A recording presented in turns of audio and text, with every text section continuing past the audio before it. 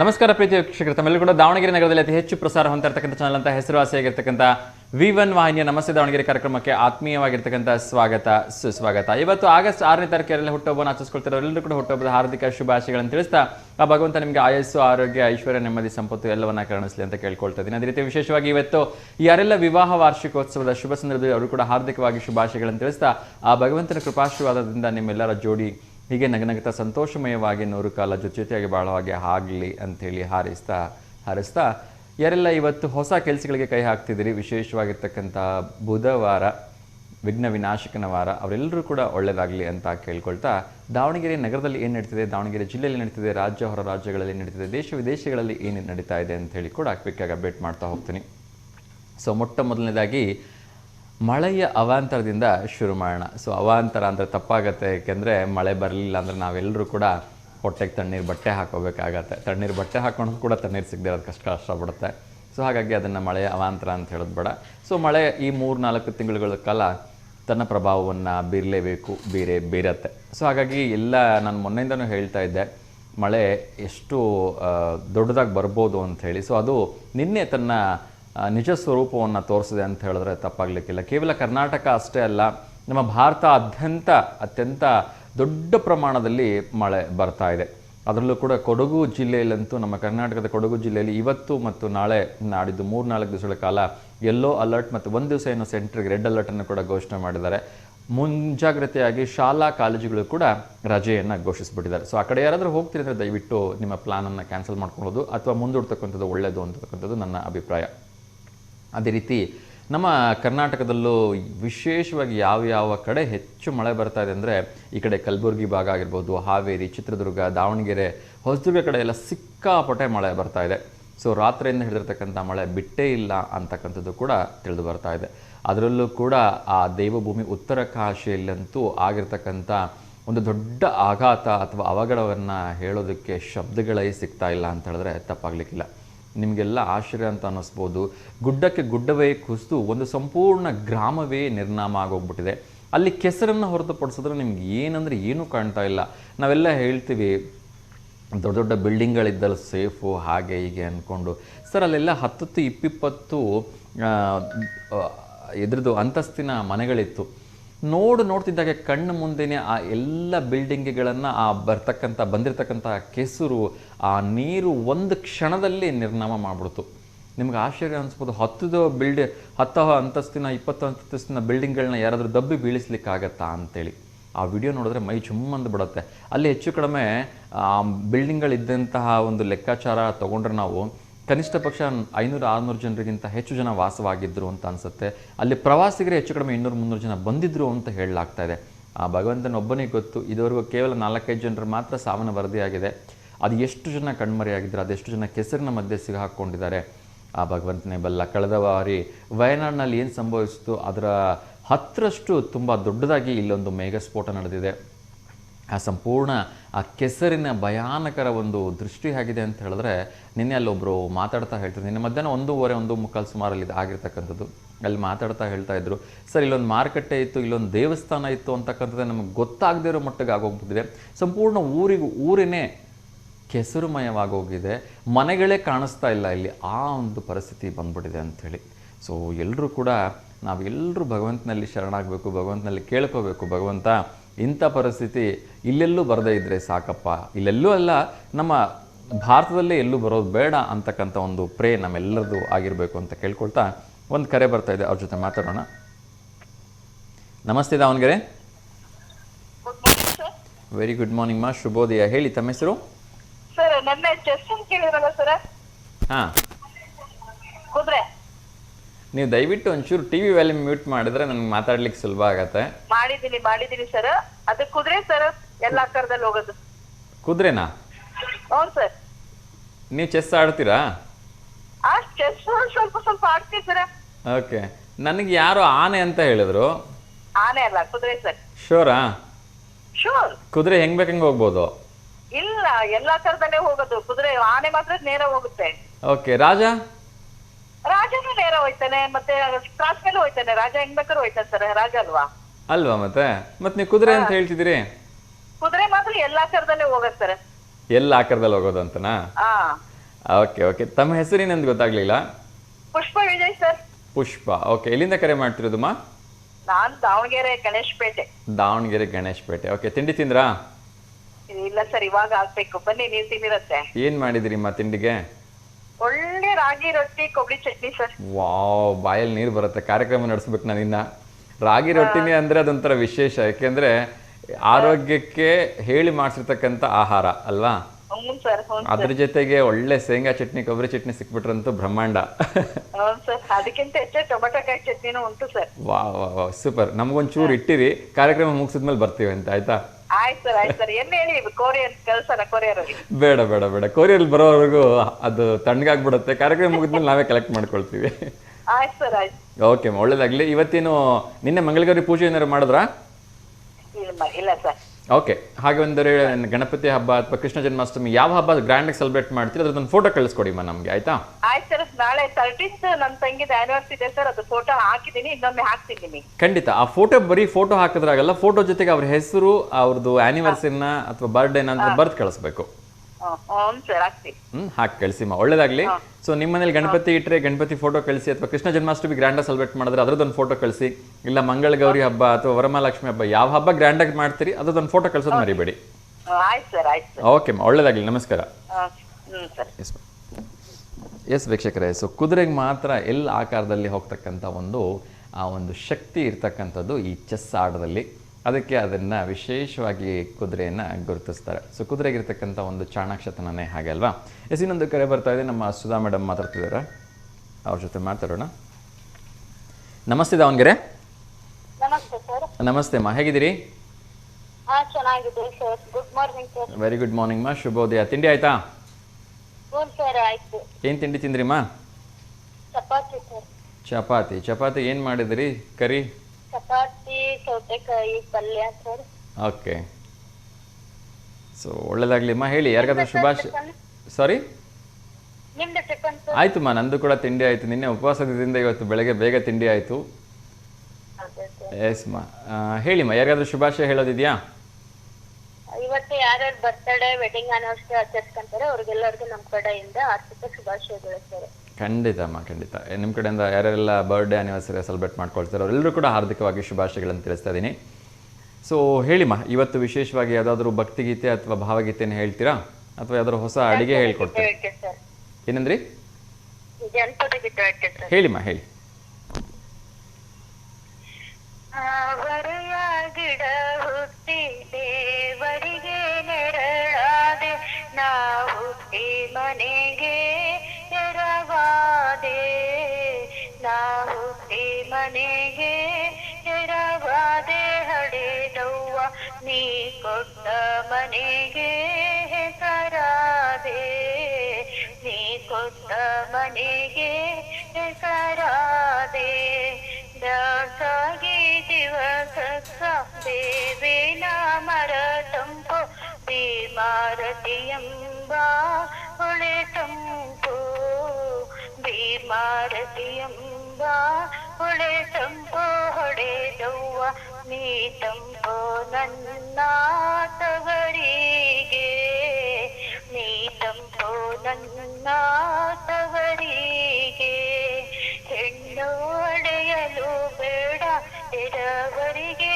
ಕೊಡಬೇಡ, ಹೆಣ್ಣು ಹೋಗುವಾಗ ಅಳಬೇಡ, ಹೆಣ್ಣು ಹೋಗುವಾಗ ಅಳಬೇಡ, ಹಡೆದವ್ವ ಸಿಟ್ಟಾಗಿ ಶಿವನ ಬೈಬೇಡ, ಸಿಟ್ಟಾಗಿ ಶಿವನ ಬೈಬೇಡ, ಗಂಜಿಯ ಕುಡಿದರು ಗಂಡನ ಮನೆಲೇಸು, ಅಂದಣದ ಮ್ಯಾಲ ಚಗುರಾವ, ಅಂದಣದ ಮ್ಯಾಲ ಚಗುರಾವ, ಸಾರಿದರ ತಂಗಿನ ತವರ ಮನೆ ಸಾಕ, ತಂಗಿನ ತವರ ಮನೆ ಸಾಕ, ತಾವರೆ ಗಿಡ ಹುಟ್ಟಿ ದೇವರಿಗೆ ನೆರಳಾದೆ, ನಾ ಹುಟ್ಟಿ ಮನೆಗೆ ಎರವಾದೆ, ನಾ ಹುಟ್ಟಿ ಮನೆಗೆ ಎರವಾದೆ.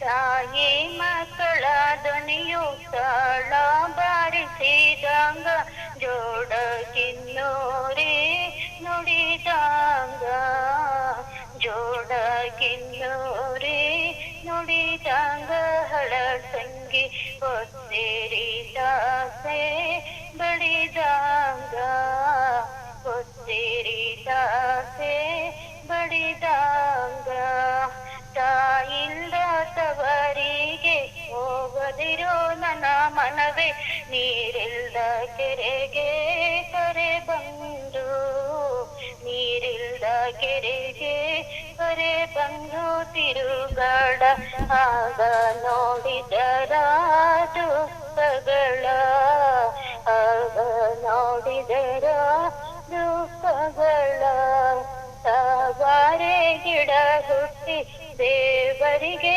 ನೆರಳಾಗಿ ನಾ ಹುಟ್ಟಿ ಮನೆಗೆ ಎರವಾದೆ ನಾ ಹುಟ್ಟಿ ಮನೆಗೆ ಎರವಾದೆ ಹಡೆದವ್ವ ನೀ ಕೊಟ್ಟ ಮನೆಗೆ ಹೆಸರಾದೆ ನೀ ಕೊಟ್ಟ ಮನೆಗೆ ಹೆಸರಾದೆ ನೀ ಕೊಟ್ಟ ಮನೆಗೆ ಹೆಸರಾದೆ.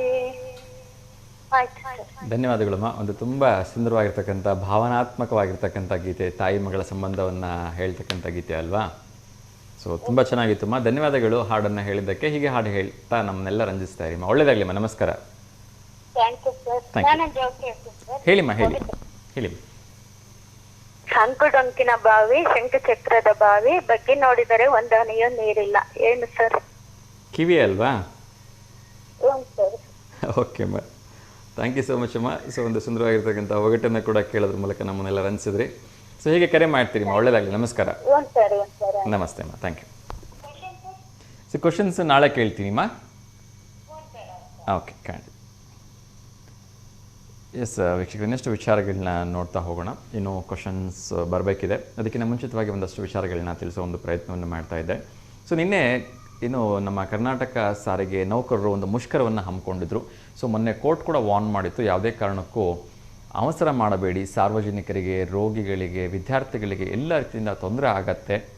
ಖಂಡಿತ ನಿಮ್ಮ ಸಮಸ್ಯೆಗೆ ಪರಿಹಾರ ಕಂಡು ಹಿಡಿಯೋ ನಿಟ್ಟಿನಲ್ಲಿ ನಾವು ಸರ್ಕಾರದ ಜೊತೆನೂ ಕೂಡ ಮಾತುಕತೆ ನಡೆಸ್ತೀವಿ ಅಂತ ಕೋರ್ಟ್ ಹೇಳಿದ ಮೇಲೂ ಕೂಡ ಕರ್ನಾಟಕ ರಾಜ್ಯ ಸರ್ಕಾರಿ ನೌಕರರು ಮುಷ್ಕರವನ್ನು ನಡೆಸಿದ್ರಿಂದ ಕೋಪಗೊಂಡಂತಹ ಕೋರ್ಟು ತಕ್ಷಣಕ್ಕೆ ನೀವು ಮುಷ್ಕರವನ್ನು ವಾಪಸ್ ಪಡೆದೇ ಇದ್ದರೆ ಉಗ್ರ ಕ್ರಮವನ್ನು ಎದುರಿಸಬೇಕಾಗತ್ತೆ ಅಂತ ಆದೇಶವನ್ನು ನೀಡಿದ್ರಿಂದ ನಿನ್ನೆ ಮಧ್ಯಾಹ್ನದಿಂದನೇ ಹೆಚ್ಚು ಕಡಿಮೆ ಆ ಒಂದು ಮುಷ್ಕರ ವಾಪಸ್ ತೆಗೆದುಕೊಂಡು ಎಲ್ಲ ಬಸ್ಗಳು ಎಂದಿನಂತೆ ಸಂಚಾರವನ್ನು ನಡೆಸ್ತಾ ಇದ್ದಾವೆ. ಈ ಮಧ್ಯೆ ಇದು ತಾತ್ಕಾಲಿಕವಾಗಿ ಮಾತ್ರ ನಾವು ಮುಷ್ಕರವನ್ನು ಹಿಂತೆಗೆದುಕೊಂಡಿದ್ದೀವಿ ಅಂಥೇಳಿ ಆ ಒಂದು ಒಕ್ಕೂಟದಿಂದ ಕೂಡ ಹೇಳಲಾಗಿದೆ. ಇನ್ನಿಹಾವು ಆದಷ್ಟು ಬೇಗ ಇದಕ್ಕೊಂದು ಸೂಕ್ತವಾಗಿರ್ತಕ್ಕಂಥ ಪರಿಹಾರ ಕಂಡುಕೊಂಡ್ರೆ ಒಳ್ಳೆಯದು ಅಂತಕ್ಕಂಥದ್ದು ನಮ್ಮ ಒಂದು ಅಭಿಪ್ರಾಯ. ಏಕೆಂದರೆ ಇದರಿಂದ ಸಾರ್ವಜನಿಕರಿಗೆ, ರೋಗಿಗಳಿಗೆ, ವಿದ್ಯಾರ್ಥಿಗಳಿಗೆ, ಯಾರೆಲ್ಲ ಈ ಬಸ್ಸನ್ನೇ ನೆಚ್ಕೊಂಡು ಕೂತ್ಕೊಂಡಿದ್ದಾರೆ ಅವರಿಗೆ ಸಾಕಷ್ಟು ಸಮಸ್ಯೆ ಆಗ್ತಕ್ಕಂಥದ್ದು ಅಂತೂ ಖಡಾಖಂಡಿತ. ಆ ನಿಟ್ಟಿನಲ್ಲಿ ಇದಕ್ಕೆಲ್ಲ ಒಂದು ಪರಿಹಾರ ಆದಷ್ಟು ಬೇಗ ಸಿಗಲಿ ಅಂಥೇಳಿ ನಾವು ಕೂಡ V1 ವಾಹಿನಿ ವತಿಯಿಂದ ಆಶಿಸ್ತಾ ಇನ್ನೊಂದು ಕರೆ ಬರ್ತಾ ಇದೆ, ಅವ್ರ ಜೊತೆ ಮಾತಾಡೋಣ. ನಮಸ್ತೆ ದಾವಣಗೆರೆ. ನಮಸ್ತೆ ಅಪ್ಪ. ಅಮ್ಮ ನಮಸ್ತೆ ಅಮ್ಮ, ಹೇಗಿದ್ದೀರಿ? ಆರಾಮದಪ್ಪ, ನೀವು? ಹ್ಞೂ ನಮ್ಮ ಚೆನ್ನಾಗಿದ್ದೀನಿ. ತಿಂಡಿ ಆಯ್ತಾ? ಹ್ಞೂ ಆತಪ್ಪ. ಚಪಾತಿ ಎಣ್ಗಾಯಿ, ಹೀರಿಕಾಯಿ ಎಣ್ಗಾಯಿ. ಚಪಾತಿ ಹೀರಿಕಾಯಿ ಹೆಣ್ಗಾಯಿ. ಓಕೆ, ಒಳ್ಳೇದಾಗಲಿ ಅಮ್ಮ. ಹೇಳಿಮ್ಮ, ಯಾರಿಗಾದ್ರೂ ಶುಭಾಶಯ ಹೇಳಬೇಕಾ? ಏನಿಲ್ಲಪ್ಪಜ್ಜಿ, ನಮ್ಮ ಮೊಮ್ಮಕ್ಕಳಿಗೆ, ನಿಮಗೆ, ನಮ್ಮ ಸೊಸಿಗೆ ಆಗ್ಲಿಮ್ಮ, ಆಗ್ಲಿ, ಖಂಡಿತ ಅವ್ರೆಲ್ಲರಿಗೆ ನಮ್ಮ ಧನ್ಯವಾದಗಳಪ್ಪ. ಆಗ್ಲಿಮ್ಮ, ನಿಮ್ಮ ಆಶೀರ್ವಾದ ಯಾವಾಗಲೂ ಇರಲಿ. ಮಗ ಹೇಗಿದ್ದಾನಮ್ಮ? ಹ್ಞೂ ಆರಾಮದನಪ್ಪ. ಆರಾಮಾಗಿದ್ದಾನೆ. ಹೆಂಗೆ ಕೆಲ್ಸಕ್ಕೆ ಹೋಗಿದ್ದಾರಾ? ಹ್ಞೂ ಕೆಲ್ಸಕ್ಕೆ ಹೋಗ್ಯಾನಪ್ಪ. ಇವತ್ತು ಹೆಣ್ಮಕ್ಳಿಗೆ ಉಂಡಿ ಒಯ್ಬೇಕಲ್ಲಪ್ಪಿ. ಹೌದು ಹೌದು, ಎಲ್ಲ ಸಸ್ಯಂದ್ರ. ಹ್ಞೂ ಇಬ್ರು ಇಲ್ಲೇ ಅದಾರ ದಾವಣಗೆರೆಗ, ಅವ್ರಿಗೆ ಕೊಡ್ಬೇಕು. ಆಗ್ಲಿ ಆಗ್ಲಿ, ಮಕ್ಕಳಿಗೆ ಉಂಡಿ ಕಳಿಸ್ತಾ ಇದ್ದೀರಿ ನಾಗರ ಪಂಚಮಿ ಹಬ್ಬದ್ದು. ಹ್ಞೂನಪ್ಪ. ಗಣಪತಿ ಇಡೋ ಸಂಪ್ರದಾಯ ಇದೆಯಾ ಮನೆಯಲ್ಲಿ? ಏನಪ್ಪಜ್ಜಿ? ಗಣಪತಿ ಇಡ್ತೀರಾ ಮನೆಯಲ್ಲಿ? ಹ್ಞೂನಪ್ಪ. ಗಣಪತಿ ಇಡ್ತೀರಿ, ತುಂಬಾ ಸಂತೋಷಮ್ಮ. ಒಂದು ಇಡ್ತಾವಪ್ಪಜ್ಜಿ. ಆಗ್ಲಿ, ಒಂದು ಫೋಟೋ ಕಳಿಸ್ಕೊಡಿ. ಗಣಪತಿ ಇಟ್ಟಿರೋದೊಂದು ಫೋಟೋ ಕಳಿಸ್ಕೊಡಿ ಅಮ್ಮ. ಹ್ಞೂನಪ್ಪಜ್ಜಿ. ಆಗ್ಲಿ, ಒಳ್ಳೇದಾಗ್ಲಿ ಅಮ್ಮ. ಹೀಗೆ ನಗ್ನಗ್ತಾ ಸಂತೋಷವಾಗಿರಿ. ಮಗನು ಆರೋಗ್ಯವಾಗಿದ್ದಾನೆ, ಅವನು ನಗ್ನಗ್ತಾ ಸಂತೋಷವಾಗಿರ್ಲಿ, ಆಯ್ತಾ? ತುಂಬಾ ತುಂಬಾ ಖುಷಿ ಆಯ್ತಮ್ಮ ನಿಮ್ಮ ಜೊತೆ ಮಾತಾಡಿ. ಹಿಂಗೆ ಕರೆ ಮಾಡ್ತೀರಿಮ್ಮ. ನಮಸ್ಕಾರ. ನಮಸ್ತೆ ಅಮ್ಮ. ಎಸ್ ವೀಕ್ಷಕರು, ಇನ್ನಷ್ಟು ವಿಚಾರಗಳನ್ನ ನೋಡ್ತಾ ಹೋಗೋಣ. ಸೊ ಇನ್ನೊಂದು ಕರೆ ಬರ್ತಾ ಇದೆ, ಬಹುಶಃ ನಮ್ಮ ಮಂಜುಳಾ ಮೇಡಮ್ ಅನ್ಸುತ್ತೆ, ಅವ್ರ ಜೊತೆ ಮಾತಾಡೋಣ. ನಮಸ್ತೆ ದಾವಣಗೆರೆ. ನಮಸ್ತೆ ಸರ್. ನಮಸ್ತೆ ಮಂಜುಳಾ ಮೇಡಮ್, ಹೇಗಿದ್ದೀರಿ? ಹಾಂ ಚೆನ್ನಾಗಿದ್ದೀವಿ ಸರ್. ತಿಂಡಿ ಆಯ್ತಾ? ಹಾಂ ಆಯಿತು. ಹೇಳಿಮ್ಮ, ಯಾರಿಗಾದ್ರೂ ಶುಭಾಶಯ ಹೇಳಬೇಕಾ? ಶುಭಾಶಯ ಇಲ್ಲ ಸರ್. ಓಕೆ, ಸೊ ಇವತ್ತು ದಿನ ವಿಶೇಷವನ್ನು ನೋಡೋದಾದರೆ ಇದೇ ಮೊದಲ ಬಾರಿಗೆ ಅಂದರೆ ಇವತ್ತಿನ ದಿವಸನೇ ಆಗಸ್ಟ್ 6ನೇ ತಾರೀಕಿನೇ ಜಪಾನ್ನ ಹಿರೋಶಿಮಾ ನಾಗಸಾಕಿಯಲ್ಲಿ ಹಿರೋಶಿಮಾದ ಮೇಲೆ ಬಾಂಬ್ ಅಟ್ಯಾಕ್. ಹೌದು, ಅಣು ಬಾಂಬ್ ಅಟ್ಯಾಕ್ ಆಗಿದ್ದು ವಿಶ್ವದಲ್ಲೇ ಮೊದಲನೇ ಬಾರಿಗೆ ಇದೇ ಆಗಸ್ಟ್ 6ನೇ ತಾರೀಕು. ಹೌದು ಸರ್. ಸೊ ಅತ್ಯಂತ ಕರಾಳ ದಿನ ಅಂತ ಹೇಳಿದ್ರೆ ತಪ್ಪಾಗ್ಲಿಕ್ಕಿಲ್ಲ ಹೌದು ಸರ್. ಅಲ್ವಾ? ಅದ್ರ ಜೊತೆಗೆ ಅವರು ಆ ಫಿನಿಕ್ಸ್ನಂತೆ ಎದ್ದು ಬಂದಿದ್ದು ಕೂಡ ಅದು ಅಷ್ಟೇ ಅದ್ಭುತವಾಗಿತ್ತು. ಹೌದು ಸರ್. ಓಕೆ, ಸೊ ನಿಮ್ಮ ಅನುಭವ ಹೇಗಿತ್ತು? ಅದನ್ನ ಕೇಳಿದಾಗ ನಿಮ್ಗೆ ಏನು ಅನ್ನಿಸ್ತು, ಹೇಗೆ ಅನಿಸುತ್ತೆ ಇವಾಗ ನೋಡಿದ್ರೆ? ಅಂದ್ರೆ ಇದು ಈಗ ತುಂಬಾ ಹಿಂಸೆಗೆ ಪರಿಹಾರ ಅಲ್ಲ ಸರ್ ಅದು. ಅವತ್ತು ದ್ವೇಷದಿಂದ ಪ್ರೀತಿಯಿಂದ ಗೆಲ್ಬೇಕು ಅಂತಾರೆ. ಅದು ತುಂಬಾ ಅನ್ಯಾಯ ಸರ್. ಅದು ಹಿರೋಶಿಮಾ ನಾಗಸಾಕಿ ಮೇಲೆ ಬಾಂಬ್ ಅಟ್ಯಾಕ್ ಆಗಿತ್ತು. ಎಷ್ಟೋ ವರ್ಷಗಳ ನಂತರ ಕೂಡ ಹುಟ್ಟ ಮಕ್ಕಳು ಅಂಗವಿಕಲರಾಗಿ ಹುಟ್ಟಿದ್ರಂತೆ. ಅವು ಜಪಾನ್ ದೊಡ್ಡ ಸಿಟಿಗಳು ಆಗಿತ್ತು ಹಿರೋಶಿಮಾ ಮತ್ತು ನಾಗಸಾಕಿ. ಹಿರೋಶಿಮಾದ್ಮೇಲೆ ಬಾಂಬ್ ಅಟ್ಯಾಕ್ ಆಗಿತ್ತು ಆಗಸ್ಟ್ 6ನೇ ತಾರೀಕು. ನಾಗಸಾಕಿ ಮೇಲೆ 9ನೇ ತಾರೀಕು ಆಗುತ್ತೆ. ಹೌದು, ಅವೆರಡು ತುಂಬಾ ದೊಡ್ಡ ದುರಂತಗಳಂತಾನೆ ಹೇಳ್ಬೋದು.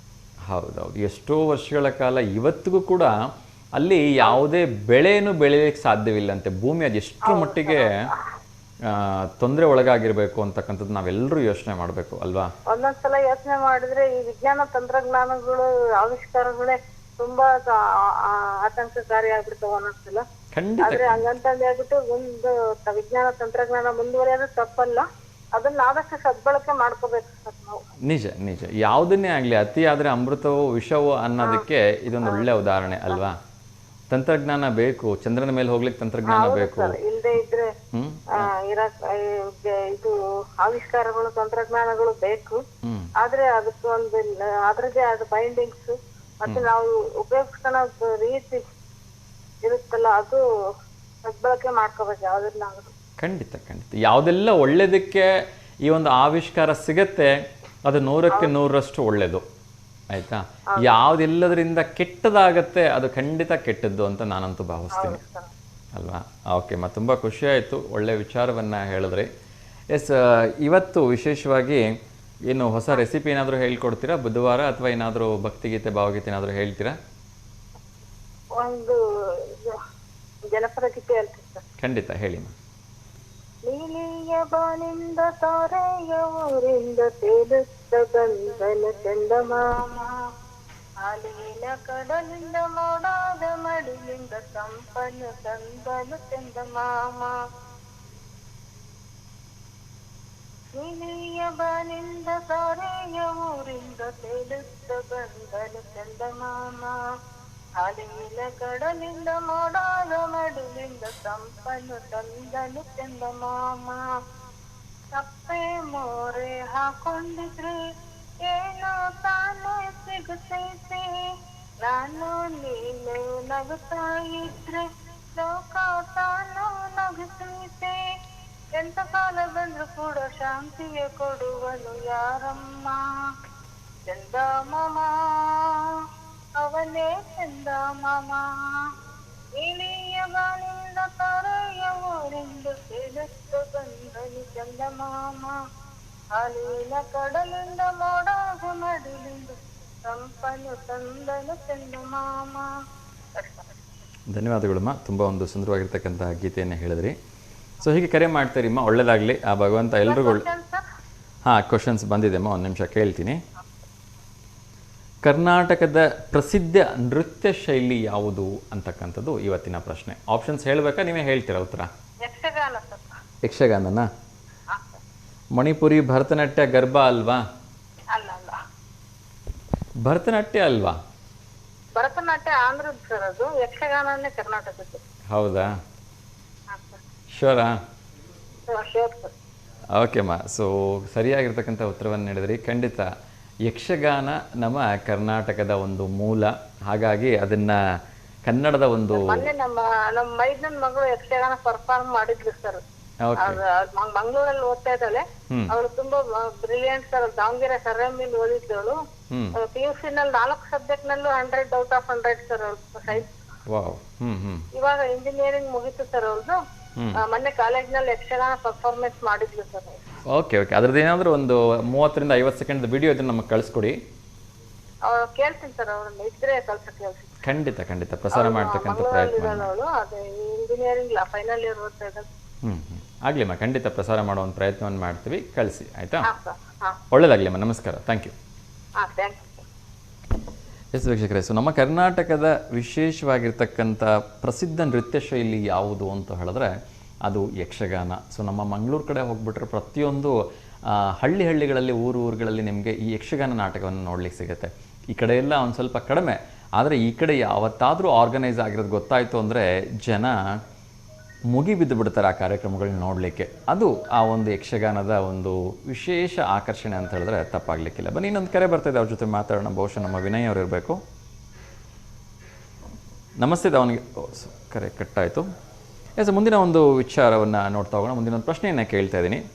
ಕಾರ್ಮಿಕರ ದಿನಾಚರಣೆಯನ್ನು ಯಾವಾಗ ಆಚರಿಸಲಾಗುತ್ತದೆ ಅಂಥೇಳಿ ಇನ್ನೊಂದು ಕರೆ ಬರ್ತಿದೆ, ಅವ್ರ ಜೊತೆ ಮಾತಾಡೋಣ. ನಮಸ್ತೆ ದಾವಣಗೆರೆ. ನಮಸ್ತೆ ಸರ್, ವಿನಯ್ ಕುಮಾರ್ ಸರ್. ನಮಸ್ತೆ ವಿನಯ್ ಸರ್, ಹೇಗಿದ್ದೀರಿ? ಆಯ್ತು ಸರ್, ನೀವು ಸರ್? ಎಸ್ ಸರ್, ಚೆನ್ನಾಗಿದ್ದೀನಿ. ತಿಂಡಿ ಆಯ್ತಾ? ಆಯ್ತು ಸರ್, ರೊಟ್ಟಿ ಹೀರೆಕಾಯಿ ಬದನೆಕಾಯಿ ಪಲ್ಯ ಸರ್. ವಾವ್, ರೊಟ್ಟಿ ಹೀರೆಕಾಯಿ ಬದನೆಕಾಯಿ ಪಲ್ಯ. Okay okay, super sir. ಹೇಳಿ, ಯಾರಿಗಾದ್ರೂ ಶುಭಾಶಯ ಹೇಳಬೇಕಾ? ಇಲ್ಲ ಸರ್. ಓಕೆ, ಒಂದು ಪ್ರಶ್ನೆ ಕೇಳ್ಬೋದಾ? ಕೇಳಿ ಸರ್. ಓಕೆ, ಕಾರ್ಮಿಕ ದಿನಾಚರಣೆಯನ್ನು ಯಾವಾಗ ಆಚರಿಸಲಾಗುತ್ತದೆ ಅಂತ ಆಪ್ಷನ್ಸ್ ಹೇಳಬೇಕಾ? ಹೇಳಿ ಸರ್. ಮೊದಲನೇದು ಮೇ 2, ಮೇ 1, ಮೇ 11, ಜನವರಿ 1. ಮೇ 1. ಮೇ 1ನಾ? ಶೋರಾ? ಶೋರ್. ಮೇ 11 ಅಲ್ವಾ? No no no, May 1. ನಿಜನಾ ಸರ್? ಹೌದು ಸರ್, ಮೇ 1 ಸರ್. ನನಗೇನೋ ಮೇ 11 ಅನ್ನಿಸ್ತಿತ್ತು. Yes sir, anyhow sir, ಸರಿಯಾಗಿರ್ತಕ್ಕಂಥ ಉತ್ತರವನ್ನೇ ಕೊಟ್ಟಿದ್ದೀರಿ ಸರ್. ಮೇ 1 ವಿಶ್ವದಾದ್ಯಂತ. ಮಾಡ್ತೀರಾ ಸರ್ ನೀವು? ಮೈಂಡ್ ಆಗ್ಬಿಡುತ್ತೆ. ಸರಿ ಸರ್, ಸ್ವಲ್ಪ ತಮಾಷೆ ಇರಲಿ ಅಂತೇಳಿ, ಸ್ವಲ್ಪ ಕ್ಯೂರಿಯಾಸಿಟಿ ಇರಲಿ ಅಂತೇಳಿ. ತಿಂಡಿಗೆ ತಿಂದ್ರಿ ಸರ್? ಸರ್ ತಿಂಡಿ ಇಡ್ಲಿ ಸರ್ ಇವತ್ತು. Favourite. Thank you so much sir. Thank you. Programme ನೋಡದೆ ತಿಂಡಿ ಗಿಂಡಿ ತಿನ್ನಲ್ಲ sir. Thank you sir, thank you so much. ನಿಮ್ಮ ಪ್ರೀತಿ ಅಭಿಮಾನ ಯಾವಾಗಲೂ ಹೀಗೆ ಇರಲಿ ಸರ್. ಸಮಾಧಾನ ಆಗಲ್ಲ sir. Thank you so much sir. ನಿಮ್ಮ ಪ್ರೀತಿ ಅಭಿಮಾನಕ್ಕೆ ನಾವು ಸದಾ ಚಿರಋಣಿಯಾಗಿದ್ದೀವಿ. ಹಾಗಂತ ತಿಂಡಿ ಲೇಟಾಗಿ ತಿನ್ಬೇಡಿ, ದಯವಿಟ್ಟು ತಿಂಡಿ ಬೇಗ ತಿನ್ಕೊಳ್ಳಿ ಸರ್, ಓಕೆನಾ? Okay sir, thank you so much sir. ನಮಸ್ತೆ, ಒಳ್ಳೆಯದಾಗಲಿ. ಜಯ ಜಯ ಆಂಜನೇಯ ಸರ್. ಎಸ್ ವೀಕ್ಷಕರು, ಇನ್ನಷ್ಟು ವಿಚಾರಗಳನ್ನ ನೋಡ್ತಾ ಹೋಗೋಣ. ಮುಂದಿನ ಒಂದು ಪ್ರಶ್ನೆಯನ್ನು ಕೇಳೋದಕ್ಕಿಂತ ಮುಂಚೆ ಎರಡನೇ ಪ್ರಶ್ನೆಯನ್ನು ಕೇಳಿದೆ, ಕಾರ್ಮಿಕ ದಿನಾಚರಣೆಯನ್ನು ಯಾವಾಗ ಆಚರಣೆ ಮಾಡ್ತೀವಿ ಅಂತೇಳಿ. ವಿಶ್ವದಾದ್ಯಂತ, ಕೇವಲ ಕರ್ನಾಟಕ ಅಥವಾ ಭಾರತ ಅಷ್ಟೇ ಅಲ್ಲ, ವಿಶ್ವದ ಇರತಕ್ಕಂಥ ಎಲ್ಲ ರಾಷ್ಟ್ರಗಳಲ್ಲಿ, ಹೆಚ್ಚು ಕಡಿಮೆ 202 ರಾಷ್ಟ್ರಗಳಲ್ಲಿ ಈ ಕಾರ್ಮಿಕ ದಿನಾಚರಣೆಯನ್ನು ಮೇ 1ರಂದೇ ಆಚರಣೆ ಮಾಡ್ತಾರೆ. ಆದರೆ ಬೇರೆ ಕಡೆ ಕಾರ್ಮಿಕ ದಿನಾಚರಣೆ ಆಚರಣೆ ಮಾಡೋದಕ್ಕೂ ನಮ್ಮ ಹತ್ರ ಕಾರ್ಮಿಕ ದಿನಾಚರಣೆ ಆಚರಣೆ ಮಾಡೋದಕ್ಕೂ ಸ್ವಲ್ಪ ವ್ಯತ್ಯಾಸ ಇದೆ. ಇಲ್ಲಿ ನಮ್ಮಲ್ಲಿ ಯಾರಾದರೂ ಒಬ್ಬ ಹಿರಿಯರು ಅಥವಾ ಹುತಾತ್ಮರು, ಮಂತ್ರಿಗಳು ಯಾರಾದರೂ ನಿಧನರಾಗ್ಬಿಟ್ರು ಅಂದರೆ ನಾವು ಅವತ್ತಿಂದ ಅವತ್ತಿಗೆ ರಜಾ ಘೋಷಣೆ ಮಾಡಿಬಿಡ್ತೀವಿ. ಆದರೆ ಬೇರೆ ದೇಶಗಳಲ್ಲೆಲ್ಲ ಏನಾಗುತ್ತೆ ಅಂದರೆ ಅವರ ಸ್ಮರಣಾರ್ಥವಾಗಿ, ಈಗ ಯಾರೋ ಒಂದು ದೇಶದ ಅಧ್ಯಕ್ಷನೋ ಮಾಜಿ ಅಧ್ಯಕ್ಷನೋ ಯಾರಾದರೂ ಎಕ್ಸ್ಪರ್ಟ್ ಆದರು ಅಂತ ಅಂದ್ಕೊಂಡ್ರೆ, ನಿಧನ ಹೊಂದಿದ್ರು ಅಂದರೆ ಅವರ ಸ್ಮರಣಾರ್ಥವಾಗಿ ಅವರು 24ರಿಂದ 48 ಗಂಟೆಗಳ ಕಾಲ ಹೆಚ್ಚು ಕೆಲಸವನ್ನು ಮಾಡ್ತಾರೆ ನಿರಂತರವಾಗಿ. ಸೊ ಅದಾದ ನಂತರ ಯಾವಾಗ ಕಾರ್ಮಿಕ ದಿನಾಚರಣೆ ಬರುತ್ತೆ ಆವಾಗ ಆ ಒಂದು ರಜೆಯನ್ನು ಅಲ್ಲಿ ಘೋಷಣೆ ಮಾಡ್ಕೋತಾರೆ. ಸೊ ಎಷ್ಟೊಂದು ಅವರು ಯೂಸ್ಫುಲ್ಲಾಗಿ ಅದನ್ನು ತೊಗೊಳ್ತಾರೆ. ಒಂದು ಕಡೆ ಆ ಮೃತರಾಗಿರ್ತಕ್ಕಂಥ ಅವ್ರಿಗೆ ಶ್ರದ್ಧಾಂಜಲಿಯನ್ನು ಆ ಒಂದು ಪ್ರೊಡಕ್ಷನ್ ಜಾಸ್ತಿ ಮಾಡೋದ್ರ ಮೂಲಕ ಮಾಡ್ತಾರೆ, ಹೆಚ್ಚು ಸರ್ವಿಸ್ ಮಾಡೋದ್ರ ಮೂಲಕ ಮಾಡ್ತಾರೆ. ಅದಾದ ನಂತರ ಈ ರಜೆಯನ್ನು ತಗೊಳ್ಳೇಬೇಕಿರುತ್ತಲ್ವ, ಹಾಗಾಗಿ ಈ ರಜೆಯನ್ನು ಕಾರ್ಮಿಕ ದಿನಾಚರಣೆಯ ಸಂದರ್ಭದಲ್ಲಿ ತೆಗೆದುಕೊಳ್ತಾ ಅವರು ಕುಟುಂಬದ ಜೊತೆಗೆ ಹೆಚ್ಚುವರಿಯಾಗಿ 1 ದಿವಸ ಅಥವಾ 2 ದಿವಸ ಕಳೆಯೋ ಒಂದು ಕೆಲಸವನ್ನು ಮಾಡ್ತಾರೆ. ನಿಜಕ್ಕೂ ಇದೊಂದು ಯೂಸ್ಫುಲ್ ಟೆಕ್ನಿಕ್ ಅಲ್ವಾ? ಒಂದು ಕಡೆ ಸತ್ತಿರ್ತಕ್ಕಂಥವ್ರಿಗೆ ಶ್ರದ್ಧಾಂಜಲಿಯನ್ನು ಹೆಚ್ಚು ಪ್ರೊಡಕ್ಷನ್ ಮಾಡೋದ್ರ ಮೂಲಕ, ಹೆಚ್ಚು ಕೆಲಸ ಮಾಡೋದ್ರ ಮೂಲಕ ಸಲ್ಲಿಸ್ತಕ್ಕಂಥದ್ದು. ಆ ಒಂದು ರಜೆ ಕೂಡ ವ್ಯರ್ಥವಾಗಬಾರ್ದು, ಅಥವಾ ಆ ಒಂದು ಶ್ರದ್ಧಾಂಜಲಿ ಕೂಡ ಅದು ಗೌರವ ಸಲ್ಲಿಸಲೇಬೇಕು ಅನ್ನೋ ಕಾರಣಕ್ಕೆ 1 ದಿವಸ ಹೆಚ್ಚುವರಿಯಾಗಿ ಕಾರ್ಮಿಕ ದಿನಾಚರಣೆ ಸಂದರ್ಭದಲ್ಲಿ ರಜೆಯನ್ನು ಕೊಡ್ತಕ್ಕಂಥದ್ದು. ಸೊ ಒಂದು ಒಳ್ಳೆಯ ಐಡಿಯಾ ಕೂಡ. ಮುಂದಿನ ಒಂದು ಪ್ರಶ್ನೆಯನ್ನು ಕೇಳ್ಬಿಡ್ತೀನಿ. ಅನುಭವ ಮಂಟಪದ ಮೊದಲ ಪೀಠಾಧಿಪತಿಗಳು ಯಾರು ಅಂಥೇಳಿ. ಸೊ ನೋಡೋಣ, ತುಂಬ ಜನರಿಗೆ ಒಂದು ಕನ್ಫ್ಯೂಷನ್ ಇದ್ದೇ ಇರುತ್ತೆ. ಅಲ್ಮಪ್ರಭುಗಳ ಅಥವಾ ಅಕ್ಕಮಹಾದೇವಿಯವರ ಅಥವಾ ಬಸವಣ್ಣನವರ ಅಥವಾ ಅಂಬಿಗರ ಚೌಡಯ್ಯನ ಅಂಥೇಳಿ. ಸೊ ನಮಗೆ ಈ ಒಂದು ಅನುಭವ ಮಂಟಪ ಅಂತ ಕಾಣಿಸ್ಕೊಂಡ್ರೆ ಮೊದಲನೇದೇ ಕಾಣಿಸ್ಕೊಳ್ತಕ್ಕಂಥದ್ದು ನಮ್ಮ ಬಸವಣ್ಣವರು. ಅದೇ ರೀತಿ ಅಕ್ಕ ಮಹಾದೇವಿಯವರು, ಅದೇ ರೀತಿ ಅಲ್ಲಮ ಪ್ರಭುಗಳು. ನೋಡೋಣ ಇದಕ್ಕೆ ಯಾರು ಸರಿ ಉತ್ತರವನ್ನು ಕೊಡ್ತಾರೆ ಅಂಥೇಳಿ. ಇನ್ನೊಂದು ಕರೆ ಬರ್ತಾ ಇದೆ, ಅವ್ರ ಜೊತೆ ಮಾತಾಡೋಣ. ನಮಸ್ತೆ ದಾವಣಗೆರೆ. ಸರ್ ನಮಸ್ತೆ, ಅಲ್ಲಮ ಪ್ರಭು ಸರ್ ಅವರು. ಅಲ್ಲಮ ಪ್ರಭುನಾ? ಹ್ಞೂ ಸರ್. ಶೋರಾ? ಶೂರ್. ನಿಮ್ಮ ಹೆಸರು? ಪುಷ್ಪ ವಿಜಯ್. ಪುಷ್ಪ ವಿಜಯ್. ಆವಾಗಲೇ ಕಾಲ್ ಮಾಡಿದಿರಿ ಅಲ್ವಾ? ಹ್ಞೂ ಸರ್, ಹ್ಞೂ ಸರ್. ಓಕೆ ಫೈನ್ ಮಾ. ಇನ್ನು ಕೆಲವೇ ಕ್ಷಣಗಳಲ್ಲಿ ಉತ್ತರ ಸರಿನಾ ತಪ್ಪ ಅಂತ ಹೇಳ್ತೀನಿ. ಕಾರ್ಯಕ್ರಮ ನೋಡ್ತಾ ಇಲ್ಲ ಸರ್, 100 ಕರೆಕ್ಟ್. ಹೌದಾ? ಹೋಗಿದ್ದೀರಾ ಯಾವಾಗಲಾದರೂ? ಹ್ಞೂ ಸರ್. ಅನುಭವ ಮಂಟಪಕ್ಕೆ ಹೋಗಿ ಬಂದಿದ್ದೀರಾ? ಇಲ್ಲ ಸರ್, ಮಮ್ಮಿ ಹೋಗಿ ಬಂದಿದ್ದಾರೆ. ನೀವು ಹೋಗಿಲ್ಲ? ನಾವು ಹೋಗಿಲ್ಲ ಸರ್, ಅವಾಗಿನ ಆಗಿರ್ಲಿಲ್ಲ. ಹೌದಾ? ಓಕೆ. ಅಲ್ಲಿದು ಏನು ವಿಶೇಷತೆ ಅಂತ ಹೇಳ್ಬೋದಾ? ಹೇಳ್ಬೋದು ಸರ್. ಏನು ಗೊತ್ತಿದೆ ಅದ್ರ ಬಗ್ಗೆ ನಿಮಗೆ? ಏನು ಹೇಳೋದು ಅದ್ರ ಬಗ್ಗೆ ಗೊತ್ತಿಲ್ಲ. ಗೊತ್ತಿಲ್ವಾ? ಓಕೆ ಮಾ, ಒಳ್ಳೇದಾಗಲಿ. ಥ್ಯಾಂಕ್ ಯು ಸೊ ಮಚ್ ಮಾ, ಸರಿ ಉತ್ತರವನ್ನು ನೀಡಿರೋದಕ್ಕೆ. ಅದು ಅಲ್ಲಮ ಪ್ರಭುಗಳೇ. ಓಕೆನಾ? ಥ್ಯಾಂಕ್ ಯು ಮಾ, ಥ್ಯಾಂಕ್ ಯು. ನಮಸ್ತೆ. ಎಸ್ ವೀಕ್ಷಕರು, ಇನ್ನಷ್ಟು ವಿಚಾರಗಳನ್ನ ನೋಡ್ತಾ ಹೋಗೋಣ. ಅಗ್ನಿವೀರ್ ನಿಮಗೆಲ್ರಿಗೂ ಗೊತ್ತಿರತಕ್ಕಂಥ ಒಂದು ಸೇನೆಯ ಹೊಸ ಯೋಜನೆ. ಈ ಯೋಜನೆಗೆ ಮತ್ತೊಮ್ಮೆ ಅವಕಾಶವನ್ನು ಕೊಟ್ಟಿದ್ದಾರೆ. ಇದೇ ಆಗಸ್ಟ್ 27ರಿಂದ ಸೆಪ್ಟೆಂಬರ್ 7ರವರೆಗೆ ಈ ಅಗ್ನಿವೀರ್ ಅಂತಕ್ಕಂಥ ಒಂದು ಸೇನೆಗೆ ಭರ್ತಿಯನ್ನು ಮಾಡ್ಕೊಳ್ತಾ ಇದ್ದಾರೆ. ಸೊ ಹಾಗಾಗಿ ಯಾರಿಗೆಲ್ಲ ಆಸಕ್ತಿ ಇದೆ, ದಯವಿಟ್ಟು ಇದಕ್ಕೆ ಅರ್ಜಿಯನ್ನು ಹಾಕ್ಕೊಳೋದ್ರ ಮೂಲಕ ಭಾರತದ ಸೇವೆಗೆ ತೊಡಗಿಸ್ಕೊಳ್ಳಿ ಅಂಥೇಳಿ ನಾನು ಹೇಳ್ತಾ ಇದ್ದೀನಿ. ಒಂದು ಒಳ್ಳೆ ಹ್ಯಾಂಡ್ಸಮ್ ಸ್ಯಾಲ್ರಿಯನ್ನು ಕೊಡ್ತಾ ಇದ್ದಾರೆ. ಸೊ ಕಾಂಟ್ರಾಕ್ಟ್ ಬೇಸಿಸ್ ಮೇಲೆ ಇದ್ದರೂ ಕೂಡ ನಿಮಗೆ ಎಲ್ಲ ಫೆಸಿಲಿಟೀಸು ಕೂಡ ಇದರಲ್ಲಿ ಇರುತ್ತೆ. ಅದೇ ರೀತಿ ಪ್ರಧಾನಮಂತ್ರಿ ನರೇಂದ್ರ ಮೋದಿಯವರು 2 ದಿವಸಗಳ ಅಥವಾ 3 ದಿವಸಗಳ ಪ್ರವಾಸಕ್ಕೆ ನಮ್ಮ ಕರ್ನಾಟಕಕ್ಕೆ, ನಮ್ಮ ಬೆಂಗಳೂರಿಗೆ ಬರ್ತಾ ಇದ್ದಾರೆ. ಈ ಒಂದು ಬಂದಿರತಕ್ಕಂಥ ಸಂದರ್ಭದಲ್ಲಿ ವಾರದಲ್ಲಿ 6 ದಿವಸ ಸಂಚರಿಸ್ತಕ್ಕಂಥ ಹೊಸ ವಂದೇ ಭಾರತ್, ಬೆಳಗಾವಿ ಬೆಂಗಳೂರು ವಂದೇ ಭಾರತ್ಗೆ ಚಾಲನೆಯನ್ನು ನೀಡ್ತಾ ಇದ್ದಾರೆ. ಈ ಬಸ್ಸು ಈ ಒಂದು ವಂದೇ ಭಾರತ್ ಟ್ರೈನ್ನು ವಿಶೇಷವಾಗಿ ಬೆಂಗಳೂರಿನಿಂದ ಮಧ್ಯಾಹ್ನ ಇದು ಬೆಳಗಾವಿಯಿಂದ ಬೆಳಗ್ಗೆ 5:20ಕ್ಕೆ ಬಿಟ್ಟರೆ ಮಧ್ಯಾಹ್ನ 1:50ಕ್ಕೆಲ್ಲ ಬೆಂಗಳೂರಿಗೆ ಬಂದುಬಿಡುತ್ತೆ. ಎಷ್ಟು ಫಾಸ್ಟಾಗಿ ಬರ್ತಾ ಇದೆ ಅಂತ ತುಂಬ ಖುಷಿ ಆಗುತ್ತೆ. ಅದೇ ರೀತಿ ಬೆಂಗಳೂರಿನಿಂದ ಮಧ್ಯಾಹ್ನ 2:20ಕ್ಕೆ ಪುನರಾರಂಭ ಆಗುತ್ತೆ, ರಾತ್ರಿ 10:40ಕ್ಕೆಲ್ಲ ಬೆಳಗಾವಿ ಸೇರ್ಕೊಂಡ್ಬಿಡುತ್ತೆ. ಸೊ ನಮ್ಮ ದಾವಣಗೆರೆಗೂ ಒಂದು ಸ್ಟಾಪ್ ಇರ್ತಕ್ಕಂಥದ್ದು ತುಂಬಾ ಒಂದು ಸಂತಸದ ವಿಚಾರ. ಇದು ಎಲ್ಲೆಲ್ಲಿ ನಿಲ್ಲುತ್ತಪ್ಪ ಅಂತ ಹೇಳಿದ್ರೆ, ಬೆಳಗಾವಿಯಿಂದ ಹೊರಟ್ರೆ ಧಾರವಾಡ, ಹುಬ್ಬಳ್ಳಿ, ಅವತ್ತು ಬಿಟ್ಟರೆ ಹಾವೇರಿ, ಹುಬ್ಬಳ್ಳಿ, ತುಮಕೂರು, ಇಷ್ಟು ಜಾಗಗಳಲ್ಲಿ ಮಾತ್ರ ನಿಲ್ಲುತ್ತೆ. ಇನ್ನು ಈ ಕಡೆಯಿಂದ ಹೊರಟ್ರೆ ತುಮಕೂರಲ್ಲಿ ನಿಂತರೆ ನೆಕ್ಸ್ಟ್ ದಾವಣಗೆರೆ, ಅದು ಬಿಟ್ಟರೆ ಹಾವೇರಿ ಮತ್ತು ಹುಬ್ಬಳ್ಳಿ, ಧಾರವಾಡ ಬಿಟ್ಟರೆ ನೇರವಾಗಿ ಇದು ಬೆಳಗಾವಿನ ಸೇರುತ್ತೆ. ಸೊ ಸಮಯದ ಒಂದು ಸೇವಿಂಗ್ಸ್ ತುಂಬಾ ಆಗತ್ತೆ, ತುಂಬ ಒಳ್ಳೆಯದು. ವಾರದ 6 ದಿನಗಳಲ್ಲೂ ಕೂಡ ಈ ಒಂದು ರೈಲು ಪ್ರಯಾಣವನ್ನು ಮಾಡುತ್ತೆ. ಸೊ ಹಾರ್ದಿಕ ಅಭಿನಂದನೆಗಳು ನಮ್ಮ ರಾಜ್ಯ ರೈಲ್ವೆ ಸಚಿವರಾಗಿರ್ತಕ್ಕಂಥ ಸೋಮಣ್ಣ ಅವರಿಗೆ. ಅದೇ ರೀತಿ ನಮಗೆ ಮತ್ತೊಂದು ರೈಲನ್ನು ನೀಡಿರ್ತಕ್ಕಂಥ ಪ್ರಧಾನಮಂತ್ರಿ ನರೇಂದ್ರ ಮೋದಿ ಅವರಿಗೆ. ಎಸ್, ಕೆಲವೊಮ್ಮೆ ಅತಿ ಬುದ್ಧಿವಂತಿಕೆಯನ್ನು ಕೂಡ ಎಡವಟ್ಟು ಮಾಡುತ್ತೆ ಅನ್ನೋದಕ್ಕೆ ಬಹುಶಃ ಅಮೇರಿಕದ ಅಧ್ಯಕ್ಷರಿಗಿಂತ ಇನ್ನೊಂದು ಉದಾಹರಣೆ ಬೇಕಿಲ್ಲ ಅಂತ ಅಂದ್ಕೊಳ್ತೀನಿ. ಯಾಕೆಂದರೆ ಅವ್ರು ಎಂತೆಂಥ ಎಲ್ಲ ಎಡವಟ್ಟುಗಳನ್ನ ಮಾಡ್ತಾ ಇದ್ದಾರೆ ಅಂದರೆ, ನಾವು ರಷ್ಯಾ ಜೊತೆ ತೈಲ ಒಪ್ಪಂದ ಮಾಡಿಕೊಂಡಿದ್ದು ಸಹಿಸ್ಕೊಳಕ್ಕಾಗ್ದೇ 24 ಗಂಟೆಗಳಲ್ಲಿ ಹೆಚ್ಚುವರಿಯಾಗಿ ಸುಂಕವನ್ನು ವಿಧಿಸ್ತೀವಿ ಅಂಥೇಳಿ ಹೊರಟಿದ್ದಾರೆ. ನಮ್ಮ ಭಾರತದಿಂದ ಏನು ಅಮೇರಿಕಕ್ಕೆ ಎಲ್ಲ ವಸ್ತುಗಳ ರವಾನೆ ಆಗುತ್ತೆ ಅಥವಾ ವಸ್ತುಗಳ ಎಕ್ಸ್ಚೇಂಜ್ ಆಗುತ್ತೆ, ಅಲ್ಲಿ ಅತಿ ಹೆಚ್ಚು ಶುಲ್ಕವನ್ನು ನಾವು ಕೊಡಬೇಕಾಗಿರ್ತಕ್ಕಂಥ ಪರಿಸ್ಥಿತಿ ಇನ್ನು ಮುಂದೆ ಬರುತ್ತೆ. ಸೊ ಭಾರತ ಮೊನ್ನೆ ನೇರವಾಗಿ ಹೇಳಿದ್ದು ಇದಕ್ಕೊಂದಷ್ಟು ಕಾರಣ ಆಗಿರ್ಬೋದು ಅಂತ ಅನಿಸುತ್ತೆ. ಸೊ ನಮ್ಮ ತೈಲ ಒಂದು ಏನು ಪರ್ಚೇಸಿಂಗ್ ಅಥವಾ ಒಂದು ಪಾಲಿಸಿ ಇದೆ, ಅದನ್ನು ನಾವು ನೋಡ್ಕೊಳ್ತೀವಿ, ಬೇರೆ ದೇಶದವರು ಅದರಲ್ಲಿ ಮೂಗು ತೋರಿಸೋ ಅವಶ್ಯಕತೆ ಇಲ್ಲ ಅಂಥೇಳಿ ಖಾರವಾಗಿ ಪ್ರತಿಕ್ರಿಯೆ ನೀಡಿದ್ದು ಅಮೇರಿಕದ ಅಧ್ಯಕ್ಷರಿಗೆಲ್ಲೋ ಒಂಚೂರು ತಾಕ್ಯತೆ ಅಂತ ಅನಿಸ್ಬಿಡುತ್ತೆ. ಹಾಗಾಗಿ ನಮ್ಮ ಭಾರತದಿಂದ ರಫ್ತಾಗ್ತಕ್ಕಂಥ ಪ್ರಾಡಕ್ಟ್ಗಳ ಮೇಲೆ ಅವರು ವಿಶೇಷವಾಗಿ ಹೆಚ್ಚಿನ ತೆರಿಗೆಯನ್ನು ಹಾಕೋದಕ್ಕೆ ಹೊರಟಿದ್ದಾರೆ. ಎಸ್, ಇದು ಮುಂದಿನ ದಿನಗಳಲ್ಲಿ ಯಾವ ರೀತಿಯ ಒಂದು ಪರಿಣಾಮವನ್ನು ಬೀರುತ್ತೆ ಅಂಥೇಳಿ ಕಾದು ನೋಡಬೇಕಾಗಿದೆ. ಸೊ ಒಂದು ಹಂತದಲ್ಲಿ ಇತ್ತೀಚೆಗೆಲ್ಲರ ಕೈಯಲ್ಲಿ ಮೊಬೈಲ್ ಇದೆ, ಫೋನ್ಗಳಿದೆ, ಟೆಲಿಗ್ರಾಮ್ ಇದೆ, ವಾಟ್ಸಪ್ಪು, ಇನ್ಸ್ಟಾಗ್ರಾಮ್, ಇಮೇಲ್ ಎಲ್ಲ ಇದೆ. ಆದರೆ ನಾನು ಚಿಕ್ಕವರಿದ್ದಾಗ ಏನಾದರೂ ಇನ್ಫಾರ್ಮೇಷನ್ಸ್ ಕೊಡಬೇಕಿತ್ತು ಯಾರಿಗಾದರೂ ಅಂದರೆ ಇದ್ದಿದ್ದು ಒಂದೇ ಒಂದು ಆಪ್ಷನ್ನು ಏನು ಅಂದರೆ ಪತ್ರಗಳನ್ನು ನಾವು ಬರೀತಾ ಇದ್ವಿ. ಈಗಲೂ ಕೂಡ ಎಷ್ಟೊಂದು ಕಡೆಗಳಲ್ಲಿ ಈ ಪತ್ರ ವ್ಯವಹಾರ ಅಂತಕ್ಕಂಥದ್ದು ಈಗಲೂ ಇದೆ. ಆದರೆ ಅದ್ಯಾಕೋ ಗೊತ್ತಿಲ್ಲ, ಕೇಂದ್ರ ಸರ್ಕಾರಕ್ಕೆ ಈ ಪತ್ರ ವ್ಯವಹಾರ ಇನ್ನು ಮುಂದೆ ಭಾರ ಅನಿಸೋದಕ್ಕೆ ಶುರುವಾಗ್ಬಿಟ್ಟಿದೆ.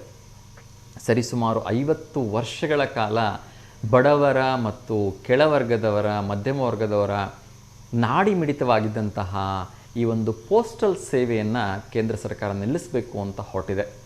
ಇದ್ರ ಬಗ್ಗೆ ಏನು ಹೇಳಬೇಕು ಅಂತ ನನಗಂತೂ ಅರ್ಥ ಆಗ್ತಾ ಇಲ್ಲ. ಎನಿಹೌ ಗುಡ್ ಬೈ ಮೇಲ್ ಬಾಕ್ಸ್ ಅಂತಕ್ಕಂಥ ಒಂದು ಸೆಂಟೆನ್ಸ್ ಮೂಲಕ ಅದಕ್ಕೆ ವಿದಾಯ ಹೇಳ್ತಾ ಇದ್ದಾರೆ ಅಂತ ಅಧಿಕೃತವಾಗಿ ತಿಳಿದು ಬರ್ತಾ ಇದೆ. ಇನ್ನಷ್ಟೇ ನೋಡಬೇಕು ಸೊ ಏನಾಗುತ್ತೆ ಅಂಥೇಳಿ. ಬಹುಶಃ ಸೆಪ್ಟೆಂಬರ್ 1ರಿಂದ ಇದು ತನ್ನ ಕಾರ್ಯವನ್ನು ನಿಲ್ಲಿಸ್ಬೋದು ಅಂಥೇಳಿ ಹೇಳಲಾಗ್ತಾ ಇದೆ. ಈಗಾಗಲೇ ಪೋಸ್ಟ್ ಆಫೀಸಿಂದ ಸಾಕಷ್ಟು ಜನ ಪ್ರಯೋಜನವನ್ನು ಪಡ್ಕೊಂಡಿದ್ರು. ಎಲ್ಲ ಇನ್ಫಾರ್ಮೇಷನ್ಸ್ಗಳು ಇನ್ ಟೈಮ್ ರೀಚ್ ಆಗ್ತಾಯಿತ್ತು. ಆದರೆ ಯಾಕೋ ಈ ಒಂದು ಪೋಸ್ಟ್ ಬಾಕ್ಸ್ಗಳಿಗೆ ಸುಮ್ಮನೆ ಅನ್ನೆಸೆಸರಿಯಾಗಿ ತುಂಬ ಖರ್ಚಾಗ್ತಾ ಇದೆ. ಅದ್ರ ಜೊತೆಗೆ ಯಾರೂ ಈಗ ಮೊದಲನ ಹಾಗೆ ಪೋಸ್ಟ್ಗಳನ್ನ ಬರೆಯೋ ಒಂದು ಅಭ್ಯಾಸವನ್ನು ಇಟ್ಕೊಂಡಿಲ್ಲ. ಹಾಗಾಗಿ ಅದಕ್ಕೆ ನೀಡ್ತಕ್ಕಂಥ ಸಂಬಳವನ್ನು ಬೇರೆ ಇನ್ಯಾವುದಕ್ಕಾದರೂ ಬಳಸ್ಬೋದು ಅನ್ನೋ ಯೋಚನೆ ಇರ್ಬೋದು. ಆ ಕಾರ್ಮಿಕರನ್ನ ಹೇಗೆ ಬಳಸ್ಕೋತಾರೆ ಗೊತ್ತಿಲ್ಲ. ಏನೇ ಬಹುಶಃ ಸೆಪ್ಟೆಂಬರ್ 1ರಿಂದ ಈ ಎಲ್ಲ ಅಂಚೆ ಡಬ್ಬಗಳು ನಮಗೆ ಬಹುಶಃ ರಸ್ತೆ ಮೇಲೆ ಕಾಣಲಿಕ್ಕಿಲ್ಲ ಅಂತ ಅನಿಸುತ್ತೆ. ಏನಿಹೋ ನೋಡೋಣ. ಅದರ ಒಂದು ಸೇವೆ ಅಂತೂ ಅನನ್ಯವಾಗಿರ್ತಕ್ಕಂಥದ್ದು, ಅಗಾಧವಾಗಿರ್ತಕ್ಕಂಥದ್ದು. ಸರಿಸುಮಾರು 50 ವರ್ಷಗಳ ಕಾಲ ನಿರಂತರವಾಗಿ ಬಡವರ ಮತ್ತು ಕೆಳವರ್ಗದವರ ಒಂದು ನಾಡಿ ಮಿಡಿತ ಆಗಿತ್ತು. ಒಂದು ಸಂದೇಹವಾಹಕವಾಗಿತ್ತು. ಒಂದು ಕಡೆಯಿಂದ ಒಂದು ಕಡೆ ಇನ್ಫಾರ್ಮೇಷನ್ನ ಪಾಸ್ ಮಾಡಲಿಕ್ಕೆ. ಅದು ಇನ್ನು ಮುಂದೆ ತೆರೆಮರೆಗೆ ಸರಿತಾ ಇದೆ. ಸೊ ಇನ್ನೊಂದು ಪ್ರಶ್ನೆಯನ್ನು ಹೇಳಿಬಿಟ್ಟು ಮುಂದಿನ ವಿಚಾರವನ್ನು ನೋಡ್ತಾ ಹೋಗೋಣ. ಯಾವ ಸ್ಥಳವನ್ನು ಕರ್ನಾಟಕದ ಸ್ಕಾಟ್ಲೆಂಡ್ ಎಂದು ಕರೆಯಲಾಗುತ್ತದೆ ಅಂಥೇಳಿ. ಸೊ ಸ್ಕಾಟ್ಲೆಂಡ್ ಅಂತಕ್ಕಂಥದ್ದು ಅದೊಂದು ದೇಶ, ಅದು ನಿಮಗೆಲ್ಲರಿಗೂ ಗೊತ್ತಿರ್ತಕ್ಕಂಥ ವಿಚಾರ. ಆದರೆ ನಮ್ಮ ಕರ್ನಾಟಕದಲ್ಲೂ ಕೂಡ ಒಂದು ಸ್ಕಾಟ್ಲೆಂಡ್ ಇದೆ.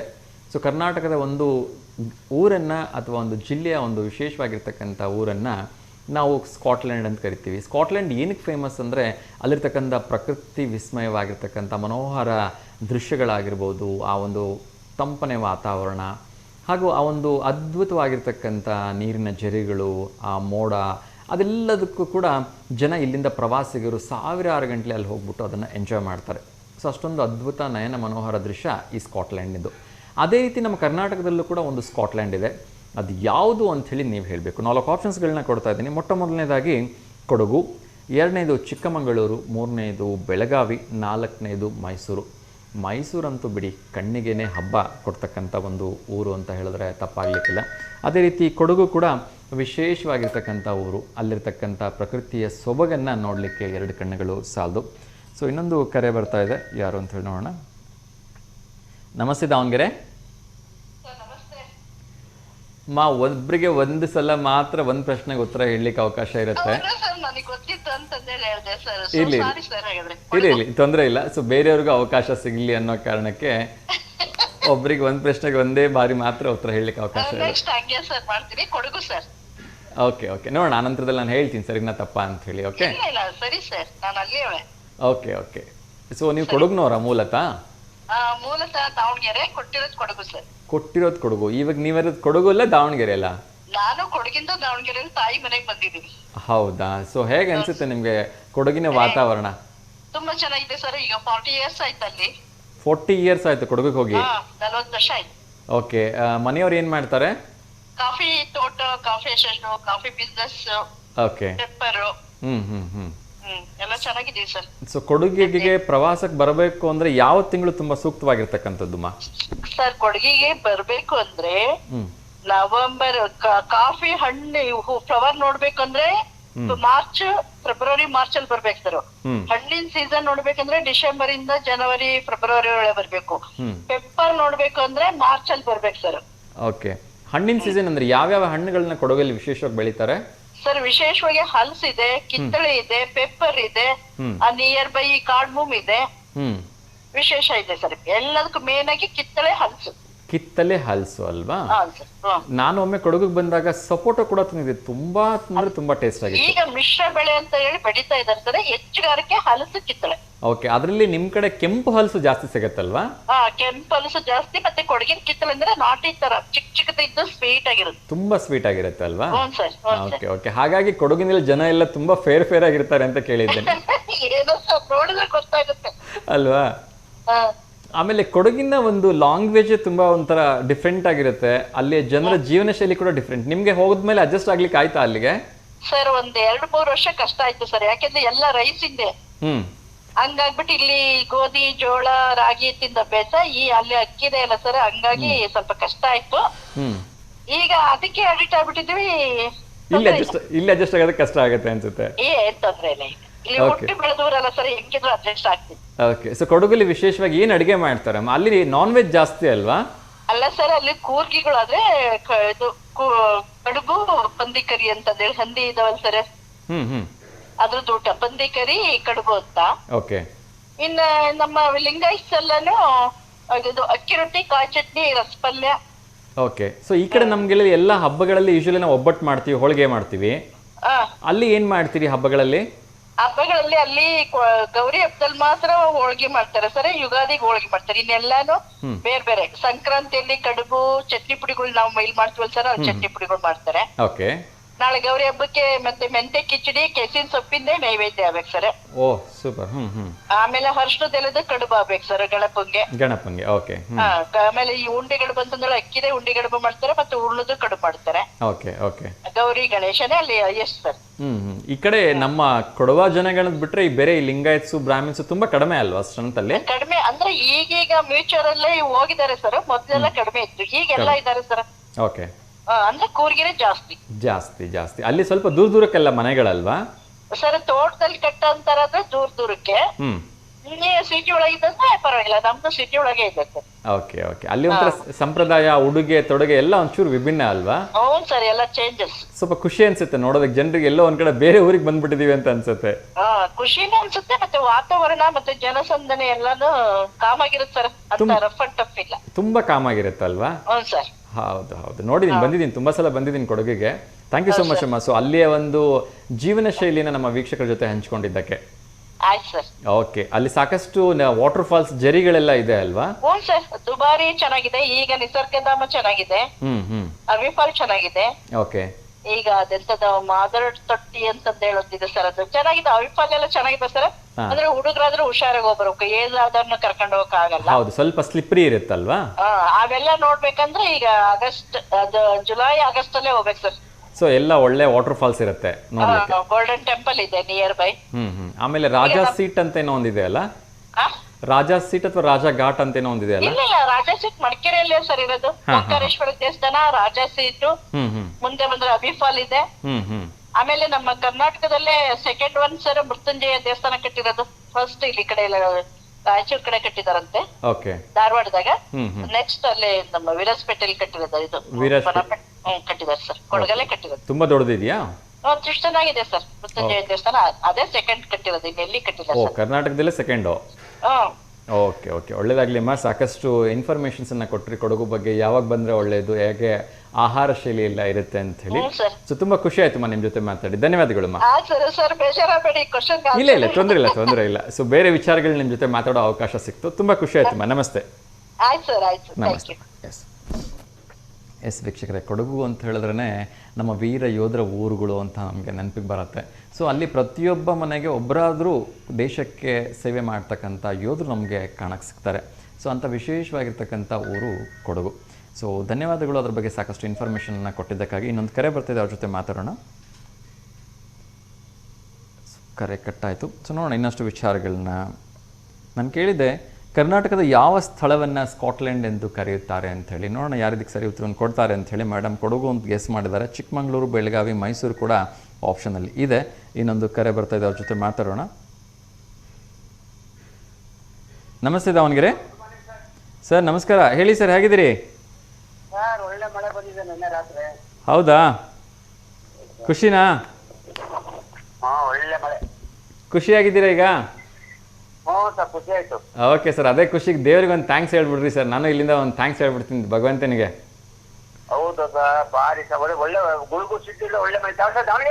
ತುಂಬಾ ಚೆನ್ನಾಗಿ ಬಂದಿದ್ದೀನಿ. ದಾವಣಗೆರೆಲ್ಲೂ ಕೂಡ ನಿನ್ನೆ ಹೆಚ್ಚು ಕಡಿಮೆ ಒಂದು 2-3 ತಾಸು ಮಳೆ ಬಂತು ರಾತ್ರಿ.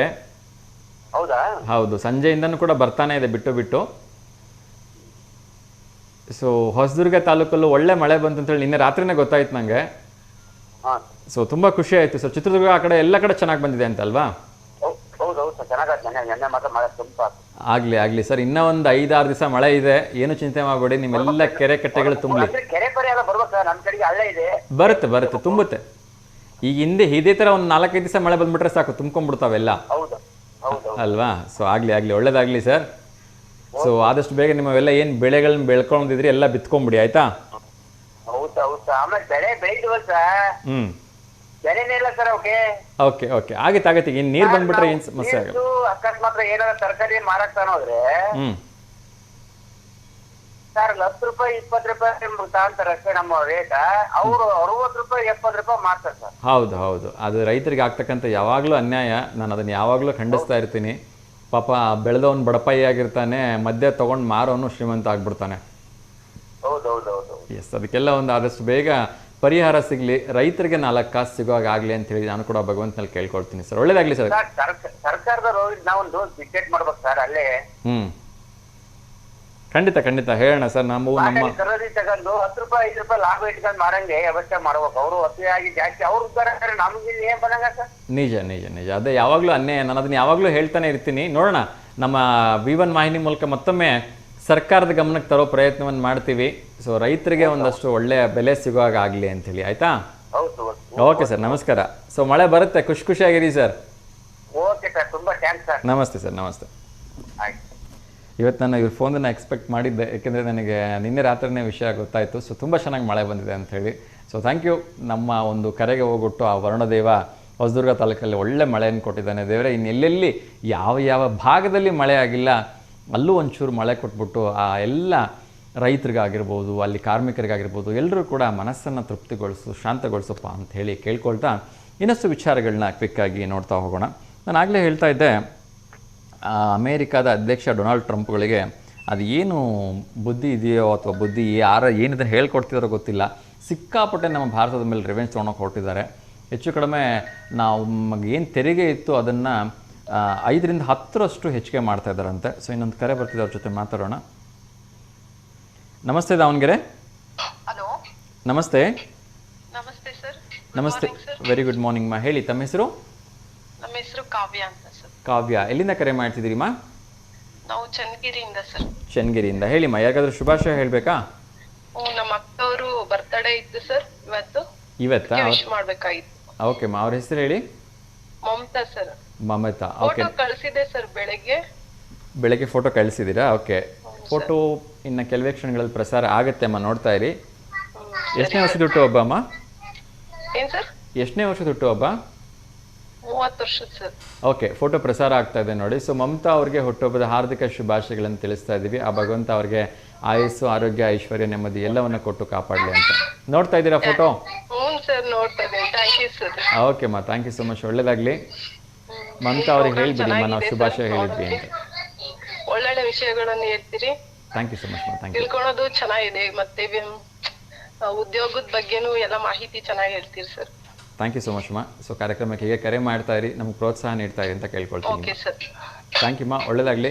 ಸೊ ನಿಮ್ಮ ಮನೇಲಿ ಯಾವುದಾದ್ರೂ ಗ್ರ್ಯಾಂಡಾಗಿ ಹಬ್ಬಗಳನ್ನು ಮಾಡಿದಾಗ, ಈಗ ಮುಂದೆ ಬರ್ತಕ್ಕಂಥ ರಕ್ಷಾಬಂಧನ ಆಗಿರ್ಬೋದು, ಕೃಷ್ಣ ಜನ್ಮಾಷ್ಟಮಿ ಆಗಿರ್ಬೋದು, ಅಥವಾ ಗಣಪತಿ ಹಬ್ಬ ಆಗಿರ್ಬೋದು, ಅದರದ್ದು ಒಂದು ಫೋಟೋ ಕಳಿಸ್ಕೊಡಿ. ಅದ್ರ ಜೊತೆಗೆ ನಿಮ್ಮ ಹೆಸರು, ಫೋನ್ ನಂಬರ್ನ ಹಾಕಿ ಕಳ್ಸೋದು ಮರಿಬೇಡಿ ಮಾ. Okay sir. ಓಕೆ ಮಾ, ಒಳ್ಳೇದಾಗಲಿ. ನಮಸ್ಕಾರ. Thank you sir. Thank you. Yes ವೀಕ್ಷಕರೇ, ಸೊ ಇನ್ನಷ್ಟು ವಿಚಾರಗಳನ್ನ ನೋಡ್ತಾ ಹೋಗೋಣ.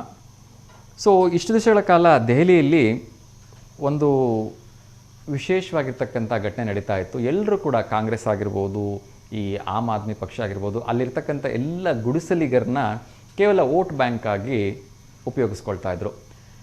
ಭಾರತದ ಏನು ಪ್ರಧಾನಮಂತ್ರಿಗಳ ನೇತೃತ್ವದಲ್ಲಿ BJP ಸರ್ಕಾರ ಬಂದಿದ್ದು, ಅಲ್ಲಿರ್ತಕ್ಕಂಥ ಎಲ್ಲ ಗುಡಿಸಲು ವಾಸಿಗಳಿಗೆ 30 ಅಪಾರ್ಟ್ಮೆಂಟ್ನ ದೊಡ್ಡ ಒಂದು ಏನು ಕಾಂಪ್ಲೆಕ್ಸ್ಗಳನ್ನು ಕಟ್ಬಿಟ್ಟು ಅಲ್ಲಿ ವಾಸ ಮಾಡ್ತಕ್ಕಂಥ ಭಾಗ್ಯವನ್ನು ಕೊಟ್ಟಿದ್ದಾರೆ. ಹೆಚ್ಚು ಕಡಿಮೆ 5,000 ಕುಟುಂಬಗಳು ಕೆಲವೇ ದಿನಗಳ ಅಂತರದಲ್ಲಿ ಈ ಒಂದು ದೊಡ್ಡ ಅಪಾರ್ಟ್ಮೆಂಟ್ಗಳಿಗೆ ಶಿಫ್ಟ್ ಆಗಿದ್ದಾರೆ. ಸೊ ಅವರೆಲ್ಲರೂ ಕೂಡ ನೆಮ್ಮದಿಯಿಂದ ಇದ್ದಾರೆ, ಖುಷಿಯಿಂದ ಇದ್ದಾರೆ. ಸೊ ಒಳ್ಳೆಯದು, ಒಂದು ಚೇಂಜ್ ಓವರ್ನ ಕೊಟ್ಟಿದ್ದಾರೆ.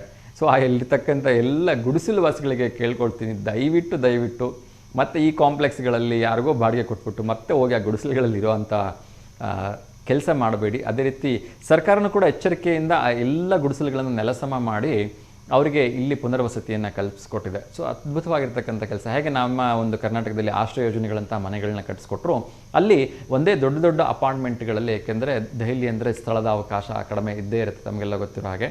ಸೊ ಸುತ್ತಲೂ ಒಂದಷ್ಟು ಎಕರೆಗಳಲ್ಲಿ ತುಂಬ ದೊಡ್ಡ ಅಪಾರ್ಟ್ಮೆಂಟ್ಗಳನ್ನ ಕಲಿಸಿ ಎಲ್ಲರಿಗೂ ಕೂಡ ಏಕಸ್ಥಳದಲ್ಲಿ ವಾಸ ಮಾಡೋ ಹಾಗೆ ಹೆಚ್ಚು ಕಡಿಮೆ 5,000ಕ್ಕಿಂತ ಹೆಚ್ಚು ಕುಟುಂಬಗಳಿಗೆ ನೀಡಿರ್ತಕ್ಕಂಥದ್ದು ಅದು ಕೂಡ ಲಿಫ್ಟ್ ವ್ಯವಸ್ಥೆ, ಪಾರ್ಕಿಂಗ್ ವ್ಯವಸ್ಥೆ ಎಲ್ಲ ಅಚ್ಚುಕಟ್ಟಾಗಿರ್ತಕ್ಕಂಥ ಒಂದು ಸುಸಜ್ಜಿತವಾಗಿರ್ತಕ್ಕಂಥ ಅಪಾರ್ಟ್ಮೆಂಟ್ಗಳನ್ನ ನಿರ್ಮಿಸಿಕೊಟ್ಟಿದ್ದಾರೆ ಈ 5,000 ಕುಟುಂಬಗಳಿಗೆ. ಸೊ ಹಾರ್ದಿಕ ಅಭಿನಂದನೆಗಳು ಮೋದಿಜಿಯವರಿಗೆ ಮತ್ತು ಅವರ ಸರ್ಕಾರಕ್ಕೆ.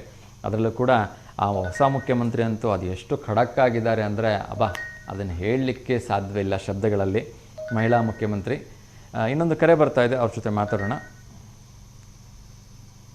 ನಮಸ್ತೆ ದಾವಣಗೆರೆ. ಹಲೋ ಹಲೋ, ನಮಸ್ತೆ ಅಮ್ಮ, ಹೇಳಿ. ನಮಸ್ಕಾರ ಸರ್. ನಮಸ್ತೆ ಅಮ್ಮ, ನಮಸ್ತೆ, ಹೇಳಿ. ತಮ್ಮ ಹೆಸರು? ಇದು ನಮ್ಮ ಹೆಸರು ಕಾಳಮ್ಮ, ಕಟ್ಟಿಗೆರೆಯಿಂದ. ಕಾಳಮ್ಮ, ಕಂಚಿಗೆರೆ. ಲಕ್ಷ್ಮಿ ಹಬ್ಬಕ್ಕೆ ಶುಭಾಶಯಗಳು ಸರ್. ಧನ್ಯವಾದಗಳಮ್ಮ, ನಿಮಗೂ ಕೂಡ ಲಕ್ಷ್ಮೀ ಹಬ್ಬಕ್ಕೆ ಶುಭಾಶಯಗಳೇನು. ನಮಗೆ ಕರಿಯಕ್ಕೆ ಮಾಡಿದ್ರಾ ಲಕ್ಷ್ಮೀ ಹಬ್ಬಕ್ಕೆ? ಯಾವಾಗ ಬರಬೇಕು? ವರಮಹಾಲಕ್ಷ್ಮಿ ಪೂಜೆಗೆ ಶುಭಾಶಯಗಳು ಅಂದೆ ಸರ್. ಆಗ್ಲಿ. ಹಬ್ಬ ಗ್ರ್ಯಾಂಡಾಗಿ ಮಾಡ್ತೀರಾ ವರಮಹಾಲಕ್ಷ್ಮಿ ಹಬ್ಬ? ಮಾಡ್ತೇವೆ ಸರ್. ಆಗ್ಲಿ ಗ್ರ್ಯಾಂಡಾಗಿ ಮಾಡಿ ನಮಗೊಂದು ಫೋಟೋ ಕಳಿಸ್ಕೊಡಿ, ಆಯ್ತಾ? ಕಳಿಸ್ತಾರೆ ಸರ್. ಆಗ್ಲಿಮ್ಮ, ತುಂಬಾ ಖುಷಿ ಆಯ್ತು. ಯಾರಿಗಾದ್ರೂ ಶುಭಾಶಯ ಹೇಳ್ಬೇಕಾ? ಯಾರಿಗೆ ಇಲ್ರಿ ಸರ್, ನಮಗೆ ಹೇಳ್ರಿ ಸರ್. ಆಗ್ಲಿಮ್ಮ, ನಿಮ್ಗೆ ಒಳ್ಳೇದಾಗ್ಲಿ. ಗ್ರ್ಯಾಂಡಾಗಿ ವರಮಹಾಲಕ್ಷ್ಮಿ ಹಬ್ಬ ಮಾಡ್ರಿ, ಆಯ್ತಾ? ಅದ್ರ ಜೊತೆ ನಮಗೊಂದು ಫೋಟೋ ಕಳಿಸ್ಕೊಡ್ರಿ. ಕಳಿಸ್ತೇವೆ ಸರ್. ಫೋಟೋಗಳ ಜೊತೆ ಒಂದಷ್ಟು ಉಂಡೆ ಕರ್ಷಕ ಏನೇನ್ ಮಾಡಿರ್ತೀರಿ ಎಲ್ಲ ವಾಟ್ಸಪ್ನಾಗೆ ಕಳಿಸ್ಬಿಡ್ರಿ. ಕಳಿಸ್ಕೊಡ್ತಾರೆ ಸರ್, ಶುಕ್ರವಾರ ಬೆಳಗ್ಗೆ. ಆಗ್ಲಿಮ್ಮ. ಸರಿ. ಆಗ್ಲಿಮ್ಮ, ನಮಸ್ಕಾರಮ್ಮ. ನಮ್ಮ ಹಳ್ಳಿ ಜನರು ಎಷ್ಟು ಮುಗ್ಧರು ಅನ್ನೋದಕ್ಕೆ ಇದೊಂದು ಉದಾಹರಣೆ. ಸೊ ಗ್ರ್ಯಾಂಡಾಗಿ ಹಬ್ಬ ಮಾಡಲಿ, ಎಲ್ಲ ರೈತರ ಮುಖದಲ್ಲಿ ಆ ಮಂದಹಾಸ ಸದಾ ಹೀಗೆ ಇರಲಿ ಭಗವಂತ ಅಂತ ಕೇಳ್ಕೊಳ್ತಾ ಇನ್ನಷ್ಟು ವಿಚಾರಗಳನ್ನ ನೋಡ್ತಾ ಹೋಗೋಣ. ಯಾಕೋ ಪಾಕಿಸ್ತಾನದವ್ರಿಗೆ ಅದೇನೋ ಒಂದು ಗಾದೆ ಇದೆ, ಸುಮ್ಮನೆ ಕೂತ್ಕೊಳ್ಳಾರ್ದೆ ಕೆರೆದು ಗಾಯ ಮಾಡಿಕೊಂಡ್ರು ಅಂತಾರಲ್ಲ, ಹಾಗೆ. ಸೊ ಮೊನ್ನೆ ತಾನೇ ಸಿಂಧೂರದಲ್ಲಿ ಏಡ್ ತಿಂದಿದ್ದಾರೆ. ಈ ಸಾಕಷ್ಟು ದೇಶಗಳ ಬೇರೆ ದೇಶಗಳಿಂದ ಎಲ್ಲ ಚೀಮಾರಿ ಹಾಕಿಸ್ಕೊಂಡಾಗಿದೆ. ಇವರೇ ಕಾಲು ಕೆದರಿ ತೆಗೆದಿದ್ದು ಅಂಥೇಳಿ ನಮ್ಮ ಅಮಾಯಕ 27 ಜನ ಸೈನಿಕರನ್ನು ಆ ದೇಶದ ಒಂದು ಪ್ರೇರಿತ ಉಗ್ರಗಾಮಿಗಳ ಮೂಲಕ ಹತ್ಯೆ ಮಾಡಿಸಿದ್ದಾಯಿತು. ಅದಕ್ಕೆ ನಾವು ಅವ್ರದೇ ದೇಶದಲ್ಲಿ ನುಗ್ಗಿ ಅವ್ರಿಗೆ ಸದೆ ಬಡ್ದಿದ್ದಾಯಿತು, ಹೊಡೆದಿದ್ದಾಯಿತು.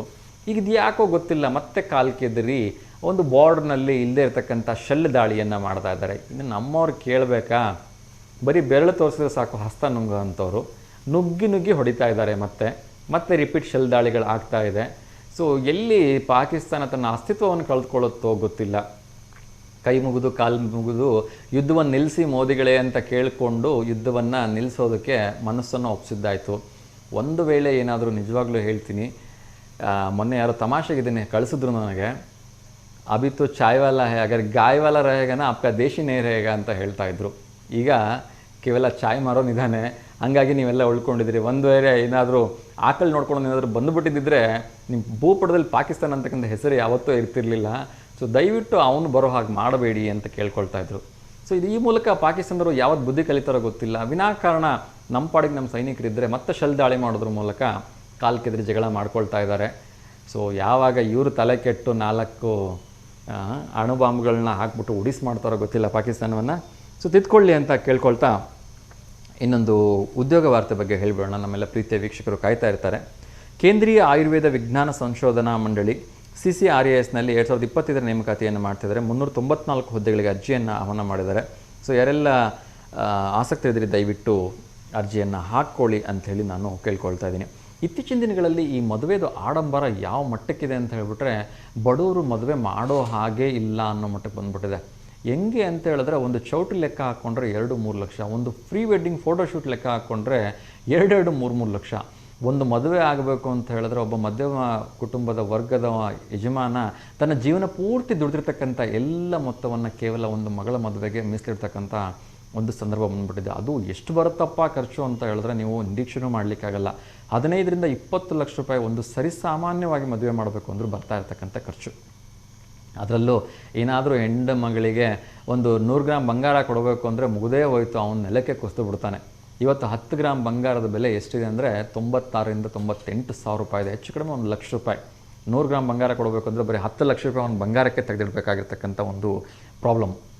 ಸೊ ಅರ್ಥ ಮಾಡ್ಕೋಬೇಕು ನಾವು ಇದನ್ನೆಲ್ಲ ಮನಗಂಡಂತಹ ಮರಾಠ ಸಮುದಾಯದವರು ಅದೆಂಥ ಅದ್ಭುತವಾಗಿರ್ತಕ್ಕಂಥ ನಿರ್ಧಾರವನ್ನು ಮಾಡಿದ್ದಾರೆ ಅಂದರೆ, ಇನ್ನು ಮುಂದೆ ಯಾವುದೇ ಮದುವೆಗಳು ಈ ಪ್ರೀ ವೆಡ್ಡಿಂಗ್ ಫೋಟೋಶೂಟ್ ಆಗಲಿ, ಈ ಒಂದು ದುಂದು ವೆಚ್ಚಗಳೆಲ್ಲ ಆಗಬಾರ್ದು ಅಂತಕ್ಕಂಥ ಒಂದು ಅದ್ಭುತವಾಗಿರ್ತಕ್ಕಂಥ ನೀತಿ ಸಂಹಿತೆಯನ್ನು ಮರಾಠ ಒಂದು ವಂಶದಲ್ಲಿ ಮದುವೆ ಆಗ್ತಕ್ಕಂಥ ಎಲ್ಲರೂ ಕೂಡ ಒಂದು ಕಂಡೀಷನ್ಸನ್ನು ಹಾಕಿಬಿಟ್ಟಿದ್ದಾರೆ. ನಿಜಕ್ಕೂ ಕೂಡ ಹಾರ್ದಿಕ ಅಭಿನಂದನೆಗಳು ನಮ್ಮ ಸಮಸ್ತ V1 ವಾಹಿನಿಯ ವೀಕ್ಷಕರ ಕಡೆಯಿಂದ, V1 ವಾಹಿನಿಯ ತಂತ್ರಜ್ಞರ ಕಡೆಯಿಂದ ಈ ಮರಾಠ ಸಮಾಜದ ಮುಖಂಡರಿಗೆ ಆ ಒಂದು ನಿರ್ಧಾರವನ್ನು ತೆಗೆದುಕೊಳ್ಳಲಿಕ್ಕೆ ಸಹಾಯ ಮಾಡಿರ್ತಕ್ಕಂಥ ಏನೆಲ್ಲ ಅವರು ಕಂಡೀಷನ್ಸನ್ನು ಹಾಕ್ಕೊಂಡಿದ್ದಾರೆ ಅಂತ ಹೇಳಿದ್ರೆ, ವಿವಾಹಕ್ಕೆ ಮಾಡ್ತಕ್ಕಂಥ ಅನಗತ್ಯ ದುಂದುವೆಚ್ಚ ಕಡಿವಾಣ ಆಗಬೇಕು. ಈ ಪ್ರೀ ವೆಡ್ಡಿಂಗ್ ಫೋಟೋಶೂಟ್ ಆಗಿರ್ಬೋದು, DJ ಆಗಿರ್ಬೋದು, ಆರತಕ್ಷತೆ, ಅನಗತ್ಯ ಏನು ಈ ಸಂಗೀತ ಸಂಜೆ ಈ ಥರದ ಮೆಹಂದಿ ಕಾರ್ಯಕ್ರಮಗಳನ್ನೆಲ್ಲ ಅನಾವಶ್ಯಕವಾಗಿ ನಿಲ್ಲಿಸಬೇಕು. ಅದ್ರ ಜೊತೆಗೆ ಸಾಲ ಮಾಡಿ ಮದುವೆ ಮಾಡ್ತಕ್ಕಂಥ ಪದ್ಧತಿಯನ್ನು ಕೈ ಬಿಡಬೇಕು ಅಂತ ಹೇಳಿದ್ರೆ ಎಷ್ಟು ಅದ್ಭುತವಾಗಿರ್ತಕ್ಕಂಥ ಸಾಲ. ನಿಜಕ್ಕೂ ಕೂಡ ಹ್ಯಾಟ್ಸ್ ಆಫ್ ಯು ಮುಖಂಡರು ಎಲ್ಲ ಬಹುಶಃ ಸೀನಿಯರ್ಗಳಿರಬೇಕು. ತುಂಬ ಯೋಚನೆ ಮಾಡಿ ಕೂಲಂಕುಷವಾಗಿ ಪರಿಶೀಲಿಸಿ ಈ ನಿರ್ಧಾರಗಳನ್ನು ತೆಗೆದುಕೊಂಡಿದ್ದಾರೆ. ಸಾಲ ಮಾಡಿ ಮದುವೆನೇ ಮಾಡಬೇಡಿ ಅಂತ ಹೇಳಿದ್ದಾರೆ. ತುಂಬ ಒಳ್ಳೆಯ ವಿಚಾರ.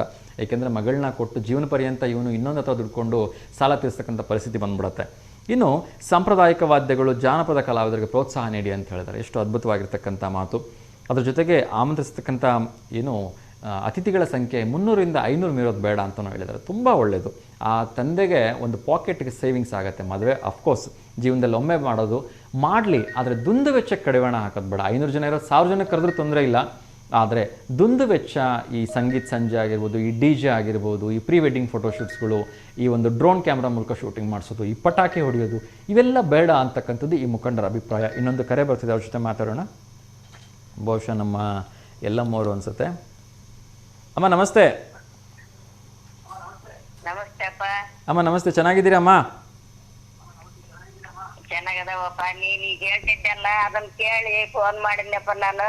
ತುಂಬಾ ಖುಷಿ ಆಯ್ತಮ್ಮ. ಅದ ಅಂತ ಹಳ್ಳಿಗೊಳಗೆಲ್ಲ ಹೊಲ ಮನೆ ಮಾರ್ಕೊಂಡಾರಪ್ಪ ನನ್ ಮಗನೇ. ಇದನ್ನ ಸ್ವಲ್ಪ ಇದು ಮಾಡ್ರಿ. ಖಂಡಿತ ಅಮ್ಮ, ಖಂಡಿತ. ನಾವು ಕೂಡ ಹೇಳ್ತಾ ಇದ್ದೀವಿ. ಮದುವೆ ಮಾಡಕಂದ್ರ 1 ಎಕರೆ 2 ಎಕರೆ ಹೊಲ ಮಾರ್ಬೇಕು. ಹ್ಞೂನಮ್ಮ, ಭಾಳ ಅನ್ಯಾಯ ಅದು. ಎಷ್ಟ ಜನ ಹೊಲ ಕಳ್ಕೊಂಡ್ ಬರಿಗೈ ಆಗಿದಾರ. ಮದುವೆ ಮಾಡ್ಕೊಡು, ಮತ್ ಮದುವೆ ಮಾಡ್ಲಿದ್ರ ಇದಿಲ್ಲ. ಹೌದು ಹೌದು. ಅದಕ್ಕೆ ಈಗ ಹೇಳ್ತಿದ್ದೆಲ್ಲ ಇದನ್ನ ಸ್ವಲ್ಪ ಜಾರಿ ತಂದು ಮಾಡ್ರಪ್ಪ. ಆಗ್ಲಿ ಖಂಡಿತ ಅಮ್ಮ. ನಮ್ಮ ಮೂಲಕ V1 ವಾಹಿನಿ ಮೂಲಕ ಎಲ್ಲ ಖರ್ಚು ಮಾಡ್ತಾವೆ. ಅವ್ರು ಮಾಡಿದ್ರು ಅಂತ ನಾವು, ಇನ್ನೊಬ್ರು ಮಾಡಿದ್ರು ಅಂತ ಇವ್ರು, ಅವ್ರಿಗಿಂತ ಹೆಚ್ಚಿಗೆ ಮಾಡ್ಬೇಕು ಅಂತ ಇವ್ರು. ಖಂಡಿತಮ್ಮ, ಖಂಡಿತ. ನಾವು ಒಬ್ರಿಗೊಬ್ರು ನೋಡ್ಕೊಂತ ಹಿಂಗ್ ಮಾಡ್ಕೊಂತ ಹೊಂಟು ಬಿಡದ. ಹೌದು ಹೌದು. ಅದರಿಂದ ಪಾಪ ಬಡವರಿಗೆ ಬಹಳ ತೊಂದರೆ ಆಗ್ಬಿಡತ್ತೆ. ಅಕ್ಕತೆ ಅಂತ ಕೇಳ್ತಿಯಲ್ಲಪ್ಪ, ನೋಡೇ ಸಾಕಾಗೈತ್ ನನ್ಗೆ. ಅದೇ ಇದ್ದಂತರೇನೋ ಖರ್ಚು ಮಾಡ್ತಾರೆ. 20 ಎಕರೆ 50 ಎಕರೆ ಹೊಲ ಇದ್ದವರು ಪಾಪ ಇಲ್ಲದೆ ಇರೋರು 1 ಎಕರೆ 2 ಎಕರೆ ಇರೋರೆಲ್ಲ ಏನ್ ಮಾಡ್ಬೇಕು? 1 ಎಕರೆ 2 ಎಕರೆ ಇದ್ದಾರೆ, ಅದ್ರಾಗ 1 ಎಕರೆ ಮಾರಿ ಹೊಲ ಮಾರಿದ ಮಕ್ಕಳ ಕೈ ಚಿಪ್ ಕೊಡೋಂತ ಸಂದರ್ಭ. ಹೌದಮ್ಮ, ಹೌದು. ತುಂಬಾ ಅನ್ಯಾಯ ಆಗತ್ತೆ. ಯಾರು ಅಂತ ಕೆಲ್ಸಗಳಿಗೆ ಕೈ ಹಾಕ್ಬೇಡಿ ಅಂತ ಕೇಳ್ಕೊಳ್ತೀವಮ್ಮ. ಆಯ್ತಪ್ಪ, ಇದನ್ನ ಏನಾರು ಮಾಡಿ ಒಂಚೂರ ಆಗ್ಲಿಮ್ಮ, ಖಂಡಿತ ವ್ಯವಸ್ಥೆ ಮಾಡ್ದಂಗ ಮದುವೆ ಮಾಡಕ್ ವ್ಯವಸ್ಥೆ ಮಾಡ್ರಪ್ಪ. ಆಗ್ಲಿಮ್ಮ, ಖಂಡಿತ ಹೇಳ್ತೀವಿ. ನಮ್ಮೆಲ್ಲ ವೀಕ್ಷಕರಿಗೆ ಎಲ್ರಿಗೂ ಹೇಳ್ತೀನಿಮ್ಮ. ಒಳ್ಳೇದಾಗ್ಲಿಮ್ಮ. ನಮಸ್ಕಾರ ಅಮ್ಮ, ಕರೆ ಮಾಡೋದಕ್ಕೆ ಧನ್ಯವಾದಗಳು. ಆಯ್ತಪ್ಪ, ಒಳ್ಳೇದಾಗ್ಲಿಪ್ಪ. ನಮಸ್ತೆ ಅಮ್ಮ, ನಮಸ್ತೆ. ಎಸ್ ವೀಕ್ಷಕರೇ, ಸೊ ವೆರಿ ಕ್ವಿಕ್ ಆಗಿ ಅಮ್ಮ ರೆಸ್ಪಾಂಡ್ ಮಾಡಿದ್ರು. ಸೊ ತುಂಬ ಖುಷಿ ಆಗುತ್ತೆ. ಖಂಡಿತವಾಗ್ಲೂ ಕೂಡ ಎಲ್ಲರೂ ಕೂಡ ಈ ಒಂದು ಪಾಯಿಂಟ್ಸ್ಗಳನ್ನ ಅರ್ಥ ಮಾಡ್ಕೊಳ್ಳೋಣ. ವರನ ಮುಂದೆ ಮದ್ಯಪಾನ ಮಾಡಿ ನರ್ತಿಸೋದನ್ನು ನಿಲ್ಲಿಸಬೇಕು ಅಂತ ಹೇಳಿದರೆ ತುಂಬ ಒಳ್ಳೆಯದು. ಏಕೆಂದರೆ ಈ ಒಂದು ಡ್ರಿಂಕ್ ಆ್ಯಂಡ್ ಡ್ಯಾನ್ಸ್ ಹ್ಯಾಬಿಟ್ಟು ತುಂಬ ಮದುವೆಗಳಲ್ಲಿ ನೋಡಿ ಬರ್ತೀವಿ. ಅದು ಅವಾಯ್ಡ್ ಆದರೆ ತುಂಬ ಒಳ್ಳೆಯದು. ಹಾರ ಬದಲಿಸಿಕೊಳ್ಳುವಾಗ ವಧುವರನ್ನು ಎತ್ತಿ ಹಿಡಿಬಾರ್ದು ಅಂತ ಹೇಳಿದರೆ ಇದು ಕೂಡ ಎಷ್ಟೋ ಮದುವೆಗಳ ಗಲಾಟೆಗೆ ಆಸ್ಪದ ಆಗಿದೆ. ಇದು ಕೂಡ ಅವಾಯ್ಡ್ ಆಗಬೇಕು ಅಂತ ಹೇಳಿದ್ದಾರೆ. ಅದೇ ರೀತಿ ವಿವಾಹದಲ್ಲಿ ವಧುವರರು ಮಾತ್ರ ಪೇಟ ಧರಿಸಬೇಕು ಅಂತ ಹೇಳಿದರೆ ಇದು ಕೂಡ ಅದ್ಭುತವಾಗಿರ್ತಕ್ಕಂಥ ಸಂಪ್ರದಾಯ. ಆ ಕುಟುಂಬದವ್ರು ಎಲ್ಲರೂ ಕೂಡ ಆ ಪೇಟ ಬಾಡಿಗೆನೇ ಒಂದಷ್ಟು 10-20 ಸಾವಿರಗಳಾಗ್ಬಿಡುತ್ತೆ. ಅದು ಕೂಡ ಅವಾಯ್ಡ್ ಆದರೆ ತುಂಬ ಒಳ್ಳೆಯದು, ತಪ್ಪೇನಿಲ್ಲ. ದುಬಾರಿ ಉಡುಗೆಗಳ ಬದಲಿಗೆ ಪುಸ್ತಕಗಳನ್ನು, ಸಸಿಗಳನ್ನ ನೀಡಿದ್ರೆ ತುಂಬ ಒಳ್ಳೆಯದು ಅಂತ ಹೇಳಿದ್ದಾರೆ. ಇದು ಕೂಡ ಅದ್ಭುತವಾಗಿರ್ತಕ್ಕಂಥ ಸಲಹೆ. ಇನ್ನೊಂದು ಕರೆ ಬರ್ತಿದೆ, ಅವ್ರ ಜೊತೆ ಮಾತಾಡೋಣ. ನಮಸ್ತೆ ದಾವಣಗೆರೆ. ನಮಸ್ತೆ ಅಮ್ಮ, ಹೇಳಿ ತಮ್ಮ ಹೆಸರು? ಇದು ಮದುವೆ ಬಗ್ಗೆ, ನನ್ನ ಹೆಸರು ಜುಲೇಖಾ ಅಂತ. ಇದು ಮದುವೆ ಬಗ್ಗೆ ಹೇಳಿದ್ರಲ್ಲ, ಅದು ತುಂಬಾ ಸಂತೋಷ ಆಯ್ತು ನನಗೆ ಕೇಳಿ. ಬಡತನದಲ್ಲಿ ಮಾಡೋರು ಬಹಳ ಜನ ಇರ್ತಾರೆ ಸರ್. ನಾನು ಬಹಳ ಬಡತನ ಮಾಡಿ 2 ಮಕ್ಳು ಮದುವೆ ಮಾಡ್ಬಿಟ್ಟೆ. ನನ್ಗ್ ಮಾಡಿದ್ರು ಹೆಸರಿಟ್ರು ಸರ್. ಅದು ನಮ್ ರಿಲೇಷನ್ ಅಲ್ಲೇ ಕೊಟ್ಟು. ಅಮ್ಮ, ಹೆಸರು ಎಲ್ಲದಕ್ಕೂ ಇಡ್ತಾರಮ್ಮ. ನೀವ್ ಹೆಂಗೆ ಮಾಡಿದ್ರೆ ಎಲ್ಲರಿಗೂ ಅದು ಅದೇ ನಮ್ ಕೆಲ್ಸನಲ್ಲಿ ಹತ್ರ ಎಷ್ಟು ಕೊಟ್ಟು ಮಂಜ ಅದು ಬೀರಂತೆ ಅವೆಲ್ಲ ಜಹೇಜ್ ಅಂತ ಕೊಡ್ತಾರೆ. ದೊಡ್ಡ ದೊಡ್ಡ ಪಾತ್ರೆಗಳು ಅವು ಇವು ಎಲ್ಲ ಕೊಟ್ವಿ. ಆದ್ರೂ ಏನ್ ಕೊಟ್ಟಿರಾ? ಭಿಕ್ಷೆ ಬೇಡಿ ಕೊಡ್ಬೇಕಾಗಿತ್ತು. ಇನ್ನ ಭಿಕ್ಷೆ ಬೇಡಿ ಮಾಡ್ಬೇಕಾಗಿತ್ತು. ನೀವೇನು ಭಿಕ್ಷುಕರು ಆತರ ಎಲ್ಲ ಹೇಳಿದ್ರು. ರಿಲೇಷನ್ ಮತ್ ಬೇರೆ ದೂರ ಅಲ್ಲ ಏನಲ್ಲ, ಇಷ್ಟೆಲ್ಲ ಮಾತಾಡಿದ್ರು. ಆದ್ರೆ ನಾನ್ ಗಂಡ ಇಲ್ದೆ ಇಷ್ಟ್ ಮಾಡಿದ್ನಲ್ಲ, ಅದು ನಮ್ಮ ಗಂಡನ್ ಮನಿದ್ ಸ್ವಲ್ಪ ಆಸ್ತಿವಲ್ಲ, ಅದು ಇತ್ತು, ಅದಿಷ್ಟ್ ಮಾರಿದ್ರ, ಅದಿಷ್ಟರಲ್ಲೇ ಮಾಡಿದ್ರು ಅಷ್ಟೆಲ್ಲ ಮಾತಾಡಿದ್ರು. ಹುಡುಗರಿ ಓದ್ಸಿ ಇದ್ ಮಾಡ್ದೆ. ಈಗ ಅವ್ರ ಮನೆಯಲ್ಲೇ ದುಡ್ದು, ಈಗ ಟೀಚರ್ ಕೆಲಸ ಸಿಕ್ತು ಅವ್ರ ಮನೆಗೆ ಹೋದ್ಮೇಲೆ ಗೌರ್ಮೆಂಟ್, ಈಗ ಅವ್ರಿಗೆ ದುಡ್ಡು ಕೊಡ್ತಿದಾರಲ್ಲ. ಬರೇ ಈಗ ನನ್ ಮಗಳ 10,000 ಕೊಡಕ್ಕೇನೆ ಮಕ್ಕ ಉದಿಸ್ಕೊಳೋದು ಮಾಡೋದು ಮಾಡ್ತಾರೆ. ಖರ್ಚಿಗೆ ಇರ್ಲಿ, ನಮ್ಮ ಅಮ್ಮನೇ ಅಲ್ಲ ನಮಗೆ ಕಷ್ಟಪಟ್ಟು ಓದ್ತಿರೋದು ಅಂತ ಕೊಡ್ತಾರೆ. ಕೊಡೋದಕ್ಕೋಸ್ಕರನೇ ನೆಟ್ಟು ಮಾತಾಡ್ತಲ್ಲ ನಮ್ ನಾದ್ನಿ. ಓಕೆ ಹೋಗ್ಲಿ, ಬೇಜಾರಾಗ್ಬೇಡಿ, ಎಲ್ಲ ಸರಿ ಹೋಗುತ್ತೆ. ನೀವು ಕಷ್ಟಪಟ್ಟು ಓದಿಸಿರೋದು ಸಾರ್ಥಕ ಆಯ್ತಲ್ವಾ? ಮಗಳಿಗೆ ಒಳ್ಳೆ ಗೌರ್ಮೆಂಟ್ ಕೆಲಸ ಸಿಕ್ಕಿದೆ, ಆ ಖುಷಿ ಪಡಿ. ಗೌರ್ಮೆಂಟ್ ಕೆಲಸ ಸಿಕ್ಕಿದೆ, ಆದ್ರೆ ಅವ್ಳು ಮದ್ವೆ ಮಾಡ್ಕೊಳಕ್ ಇಷ್ಟಪಡ್ತಾ ಇಲ್ಲ. ನಮ್ಮ ಅಣ್ಣನ್ ಮದ್ವೆ ಮಾಡಿ ನಾನ್ ಮಾಡ್ಕೊಂತೀನಿ, ನಿಮ್ಗೆ ಏನಾದ್ರು ಒಂದ್ ಮನೆಗಿನ ಏನಾರು ಮಾಡೇ ಮಾಡ್ಕೊಂತೀನಿ, ನಾನ್ ಇಲ್ಲೇ ಮಾಡ್ಕೊಳಲ್ಲ ಅಂತ ಅವಳು. ಆಗ್ಲಿ ನೋಡಿದ್ಲ ಅವ್ರೆಲ್ಲಾರ್ದು ಇಬ್ರದೂನು, ಅದಕ್ಕೆ ಆಕಿ ಹಂಗ್ ಮಾಡ್ತಾಳೆ. ಒಳ್ಳೇದಾಗ್ಲಿ. ಎಲ್ಲಾ ಕ್ಯಾಶ್ನಲ್ಲೂ ಹಂಗೆ ಇರೋದು. ದುಡ್ಡು ಎಲ್ಲಿಗಳು ಖರ್ಚುಗಳು ಮಾಡಿ ಮದ್ವೆ ಮಾಡಿದ್ರೆ ಏನ್ ಮಾಡಿದ್ರಿ, ಇಲ್ಲ ಅಂತ ನಾಟಕ ಮಾತಾಡ್ ನೋಡ್ರಿ. ಬೇಜಾರ್ ಮಾಡ್ಕೋಬೇಡಿ, ಆಡ್ಕೊಳೋರು ಮಾತಾಡೋರು ಹೆಂಗಿದ್ರು ಮಾತಾಡ್ತಾರೆ. ಈ ತರ ಎಲ್ಲಾ ಇದ್ರಲ್ಲೂ ಕಮ್ಮಿ ಮಾಡ್ಬಿಡಬೇಕು, ಹೆಂಗೆ ಎಷ್ಟೈತೆ ಅಷ್ಟಲ್ಲೇ ಮಾಡ್ಬೇಕು ಮದ್ವೆ ಅನ್ನೋದನ್ನ ಕಂಟ್ರೋಲ್ ಮಾಡ್ಬಿಡಬೇಕು ನೋಡ್ರಿ ಗವರ್ಮೆಂಟ್ ಇಂದಾನೆ. ಖಂಡಿತ ತುಂಬಾ ಒಳ್ಳೆ ಮಾತನ್ನ ಹೇಳಿದ್ರಿ ಅಮ್ಮ, ತುಂಬಾ ಖುಷಿ ಆಯ್ತು. ನಿಮ್ ಮನ್ಸಿನ ನೋವನ್ನ ಹಂಚ್ಕೊಂಡ್ರಿ ಅಲ್ವಾ? ಸೊ ಏನು ಬೇಜಾರು ಮಾಡ್ಕೋಬೇಡಿ, ಮಗಳ ಕಡೆಯಿಂದ ಒಂದು ಒಳ್ಳೆ ಮನೆ ಕಟ್ಟಿಸ್ಕೊಂಡು ಆರಾಮಾಗಿ ಖುಷಿಯಾಗಿರಿಮ್ಮ, ಆಯ್ತಾ? ಒಳ್ಳೇದಾಗ್ಲಿಮ್ಮ, ನಮಸ್ತೆ. ಬೇಜಾರು ಮಾಡ್ಕೋಬೇಡಿಮ್ಮ, ಆಯ್ತಾ? ನಮಸ್ತೆ. ಎಸ್ ವೀಕ್ಷಕರೇ, ಇವತ್ತಿನ ಕಾರ್ಯಕ್ರಮವನ್ನು ಮುಗಿಸ್ತಕ್ಕಂಥ ಸಂದರ್ಭ ಬಂದಿದೆ. ಸೊ ಮತ್ತೆ ಮುಂದಿನ ಒಂದು ಕಾರ್ಯಕ್ರಮದಲ್ಲಿ ಇನ್ನಷ್ಟು ವಿಚಾರಗಳ ಮುಂದಿಗೆ ಬರ್ತೀನಿ. ನಾಳೆ ಬೆಳಗ್ಗೆ ಎಂದಿನಂತೆ ಬೆಳಗ್ಗೆ 10:30ರಿಂದ 11:30 ನೇರ ಪ್ರಸಾರದಲ್ಲಿ ನಿಮ್ಮನ್ನು ಭೇಟಿ ಮಾಡ್ತೀನಿ. ಎಲ್ಲರಿಗೂ V1 ವಾಹಿನಿ ಎಲ್ಲ ಕಾರ್ಯಕ್ರಮಗಳನ್ನ ನೋಡ್ತಾ ಇರಿ, ಸಪೋರ್ಟ್ ಮಾಡ್ತಾ ಇರಿ ಅಂತ ಕೇಳ್ಕೊಳ್ತಾ, ಎಂದಿನಂತೆ ಲೋಕ ಸಮಸ್ತ ಸುಖಿನೋ ಭವಂತು, ಸರ್ವಜನ ಸುಖಿನೋ ಭವಂತು, ಸಮಸ್ತ ಲೋಕ ಸನ್ಮಂಗಲಾನಿ ಭವಂತು ಅಂತ ಹೇಳ್ತಾ ಇವತ್ತಿನ ಕಾರ್ಯಕ್ರಮಕ್ಕೆ ವಿರಾಮ ಹಾಡ್ತಿದ್ದೀನಿ. ಇವತ್ತಿನ ಕಾರ್ಯಕ್ರಮ ನಿಮ್ಮೆಲ್ಲರಿಗೂ ಇಷ್ಟ ಆಗಿದೆ ಅಂತ ಭಾವಿಸ್ತೀನಿ. ಎಲ್ರಿಗೂ ಒಳ್ಳೆಯದಾಗಲಿ, ಶುಭಮಸ್ತು, ನಮಸ್ಕಾರ.